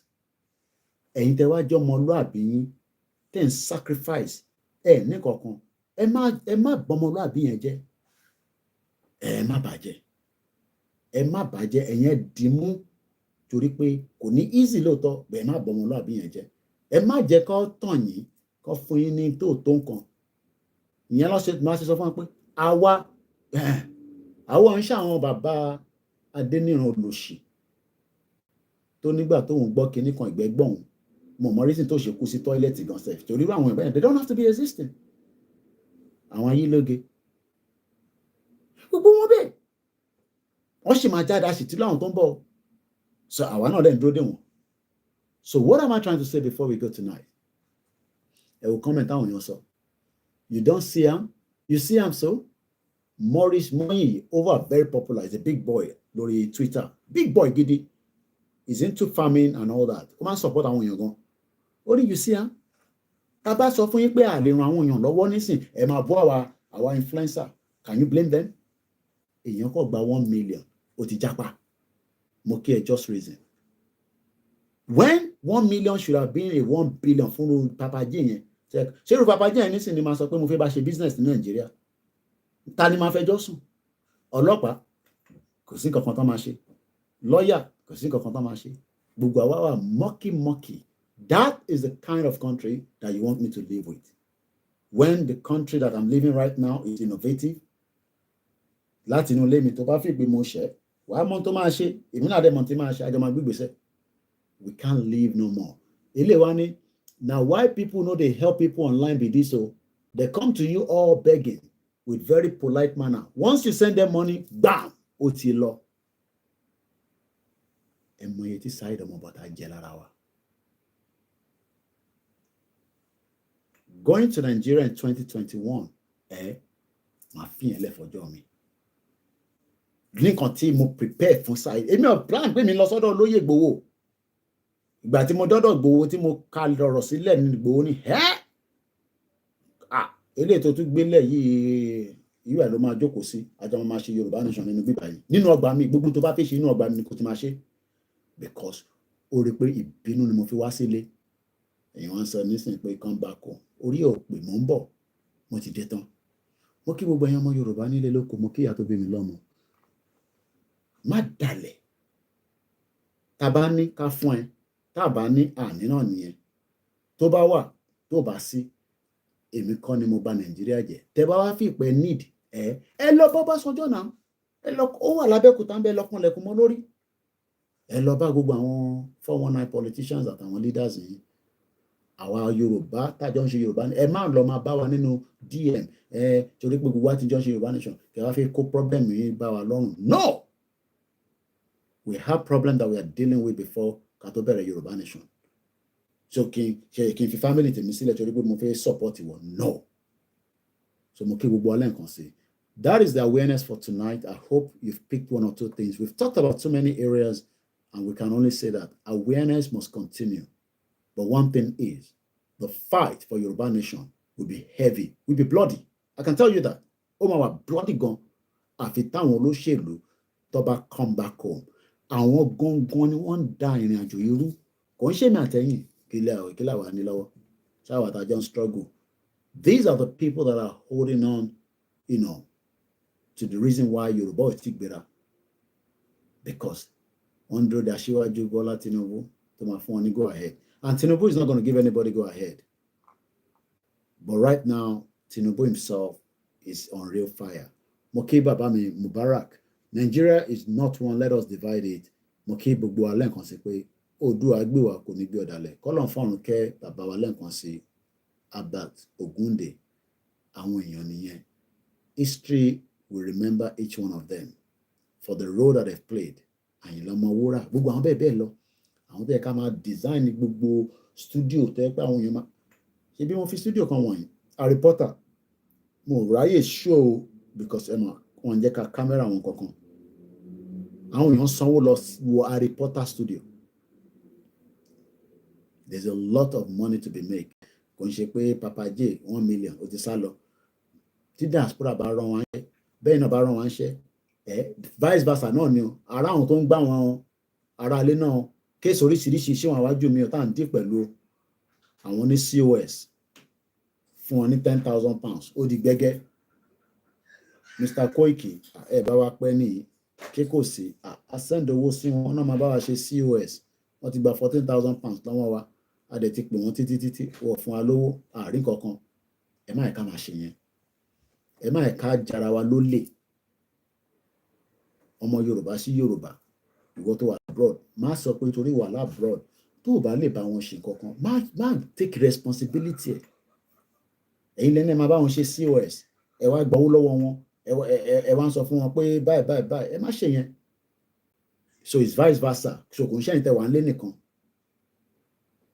Wọ́n máa bẹ́ẹ̀ ṣe visa shine your face very well. Kó má jẹ́ pé jìkátà ló ti máa lọ bá rẹ̀. Wọ́n mọ̀ pé àwọn tó ń ṣe visa wèrè ni wọ́n bomb bastard ló pọ̀ jù nínú púpọ̀ nínú wọn. Wọ́n á ní tó bá ti dé Jakarta wàá ṣọjọ́ mẹ́ta wàá wọ bọ́ọ̀sì máa bọ̀ ní London. Ọmọ ẹ̀wọ̀n ló máa kú sí ní Jakarta yẹn. Be very careful wherever country you're going. Tẹ́ bá lè japa for now ẹ japa, but please be very very careful. Know where you're going. Look ẹ lọ sórí Google kẹ́kọ̀ọ́ type in Jakarta kí ló ń ṣe níbẹ̀ ní kó translate sí Yorùbá kó kà á. Agent ẹ ṣọ́ pé ìlú tí mo fẹ́ lọ yìí mo lè gbàbẹ̀ dé America because most of you wá kọ́ sọ fún yín pé tẹ́ bá ti dé ìlú yẹn bọ́ọ̀sì kan ló máa ìyẹn kan ló sọ fún mi ní o wọ́n ní bọ́ọ̀sì ló máa gbé òun dé láti Jakarta dé from where to where. So mo bẹ̀ wá but for now àwa ta fẹ́ padà sílé àwa ń prepare mind wa for the worst case scenario. Ìyẹn bá máa dé ló máa dé. Mo kí gbogbo wa lẹ́ẹ̀kan sí o. Aago 11 náà ti lò. So let's call it a night. It's better than none at least. Tó bá dọ̀la I continue lórí civil topic tan treat lánàá nípa ìtí bàbá kí tó ìgbélé wa lọ́wọ́ kọ́lọ́n bá wa lọ́rẹ̀ mi bàbá yẹn kó túbọ̀ jẹ́ kó pẹ́ fún wa kó gbogbo adélé lérí. Mo kí ìjáyàjà mo kí gbogbo àwọn ọba wa mo gbọ́ very good news láti ọba àwọn ọba wa nírọ̀lẹ́. I was very pleased but it's not for public consumption. But mo kí gbogbo wọn they're working quietly and that is exactly what we want. Wọ́n ní tíṣẹ́ bá ti délẹ̀ la lè present it. So but for now I got a great news from them, this afternoon from our team on the ground. So a máa bọ́ nínú ìdààmú tí British kó wa sínú ẹ̀. So àwọn lè máa gbádùn kí a máa jà wọn tiwa. Mo kí brother mi Ìdòwú Samuel, mo kí Mr. Adeniyi. Ẹ̀yin tẹ́ wá sọ pé Koiki àfẹ́ Yorùbá nation. Okay, kí lẹ fẹ́? Ẹ fẹ́ working Nigeria. Ó dà Tinubu wá fún yín ní working Nigeria. Ọlọ́run á jẹ́ kó rí ṣe fún yín. But tó bá wá lọ tán kí ló máa ṣẹlẹ̀? Bẹ́ẹ̀ ni wọ́n fi wọ bus láti Jakarta wá sí London. Mo kí àrólé Odùduwà. So that is about it. I got to go now. Yawa Grace Olushoto. Emma Benumole join in prayer and or body there, but I do prefer lunch way body at what is Shemole there. So that is about I can go. We'll catch up again tomorrow. Keke of course, Moke. Eba ma pin to wa. Ebe se wa pin yen fun alowo yen do ma ya mi lenu. Emba mi jani. Aba aja e support wa. E ri pe bùkátà pọ̀, oríṣiríṣi demand. Àwa náà tá bá lè ṣe náà la máa ṣe. So, you know, we can't do everything, but this is what I can do to save the humanity of the Yoruba people. So on that note, Moke Koikimedia backup team. October. Àwọn kan béèrè pé bọ́ Koiki kí lẹ fẹ́ ṣe Yorùbá rally ní London fún. Ẹ má worry nípa yẹn. Ẹ jẹ́ káwa sì ṣe ná. Ká kàn fi create awareness. Àbí let's do it. Ẹ má listen sáwọn kan tán ní ìwé kan tó wálé nǹkan àwọn ti gba dry nation níbo lẹ gbà sí ní bomb bastard. Àwọn èèyàn tí mọ̀ táwọn fẹ́. Wálé Àlè a máa ṣe rally ó jẹ́ wá cover Ìgbòho. Àbí o lè lọlé Ìgbòho tí wá kẹ́ London ó jẹ́ wá cover Ìgbòho triple DRS ó dàrọ ọ̀rọ̀ yẹn la máa san jẹ́ gbogbo wa lọ sùn torí iṣẹ́ wà lọ́la fún àwọn kan àwọn tá dẹ̀ lọ bí iṣẹ́ náà tá ní iṣẹ́ àbí ká lọ relax ẹgbẹ́ ìyàwó wa Yorùbá nation no going back. Mo kí gbogbo alẹ́ nǹkan sí o Babátúndé Ọwáṣẹ́yẹ mo kí gbogbo wa ní gbogbo ilẹ̀ Yorùbá pátápátá ẹ má kíyàn kan sọ fún yín pé kò ní bọ́ sí Ọlọ́run ló mọ̀ wá tó máa bọ́ sí wòlíì ló mọ̀ wá tó máa bọ́ sí gbogbo ẹ̀ máa bọ́ sí ìgbà tó máa bọ́ sí yẹn àwọn olóṣèlú gan monitor báyìí wọ́n kàn fi ń jówó ni and we will get there. Wálé Àlè máa wá kí Ìgbòho ní rally dínà náà ní jẹ́ kó wọlé but rally kóun náà mú fídíò fóònù ẹ̀ kó wá record Ìgbòho at least òun ṣáà lè lọlé kò dẹ̀ rí onítìrírí a rí Ìgbòho tó bá wá sí London. Mo kí ya mi ní Newcastle mo kí ní Hull àwọn èèyàn ti ń pè mí gan láti Birmingham Coventry àwọn kan ti book ticket fún láti Dublin àwọn tó ń bọ̀ lágbára Ọlọ́run aṣọ gbogbo àti títí dìgbà yẹn ẹ̀yin tẹ́ wà ní UK ṣe mọ̀ pé regardless of whether you agree with Igboho or not you are sacrificed we know that ẹ̀kọ́ láìkẹ́ ó ti lè sọ̀rọ̀ ju jábálà níbi okay agree but he's coming to London it would be nice to meet him in London on a rally the 12th of October ẹ book ìjọ yẹn nísìn tẹ́ bá ti sọ fún ìlú ìdẹ̀dá hello. What happened, Taiwo? Everything all right? October 12th, I need a day off. Wọ́n máa wá iṣẹ́ ìlú yìí wọ́n máa wáyàn síbẹ̀ o. Ẹ book ẹ̀. Àǹtí mi kan ní òun ti tètè book ìtọ̀dọ̀ tòun. Ẹ book ibi iṣẹ́, ẹ book ìjọ yẹn Saturday. Ẹ fi ìjọ yẹn lẹ̀ fún Ìgbòho fún sacrifice tó ti ṣe fún wa. Tí kò bá tẹ̀ ìwádìí wá ní ṣèmí mọ̀, tí kò dẹ̀ ti sọ bẹ́ẹ̀, ẹ jẹ́ ká tẹ̀ book ìjọ yẹn fún. Could cost you anything. You're not buying a ticket to go home. All you're going to need is just my video con hopefully in the weekend how you will get to the venue at Magbera, the BBC, Oxford Circus, Central Line. And then ball at the Southeast, bus 436. Oh my giant seal in Oxford Circus. Bus 436 in London, Shepherd's Bush. The about the Walati, okay, long. And then ball at North London, bus 73. Ẹ̀yin tẹ́ ń bọ̀ láti Mabulaj gbogbo yẹn máa try láti ṣe as much of how to get there.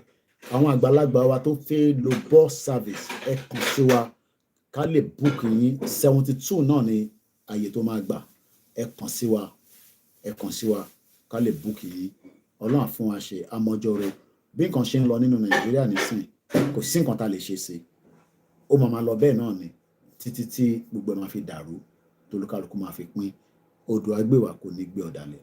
Mo kí àwọn Koikimedia team tó ń ṣiṣẹ́ back to back mo kí gbogbo ẹ̀yin náà tolúkálùkù yín ẹni tó ì tí gbọ́ ẹ̀yẹ ṣàlàyé fún pé ǹjẹ́ ti gbọ́ pé àwọn kan ní Yorùbá nation ti kú kò kú o ó ṣì ń lọ bó ṣe jẹ́ kó lọ and we will get to our final destination inshallah láṣẹ Èdùmàrè. So lẹ́ẹ̀kan sí mo kí gbogbo wa pé oorun ayọ̀ la máa sùn and that is how the program goes tonight. Good night and God bless. Iṣẹ́ wa fúnlẹ̀ wa forílẹ̀ ibi wa kàgbéga fàlérí ìgbàgbọ́ wa ni pé láti bẹ̀rù làbọ̀ mọ́ ká ṣiṣẹ́ ká ṣiṣẹ́ ká jọlá, ìṣọ̀kan àtòmìnira. Ní kẹjẹ́ ká máa lépa, ìtẹ̀síwájú ṣọ̀pọ̀ ire àtòhun tó dára. Ọmọ Oòduà dìde, bọ́ sípò ẹ̀tọ́ rẹ, ìwọ ni ìmọ́lẹ̀ ògo adúláwọ̀. Thank you so much, everyone, and have a very good night. Bye for now. Ó dàárọ̀.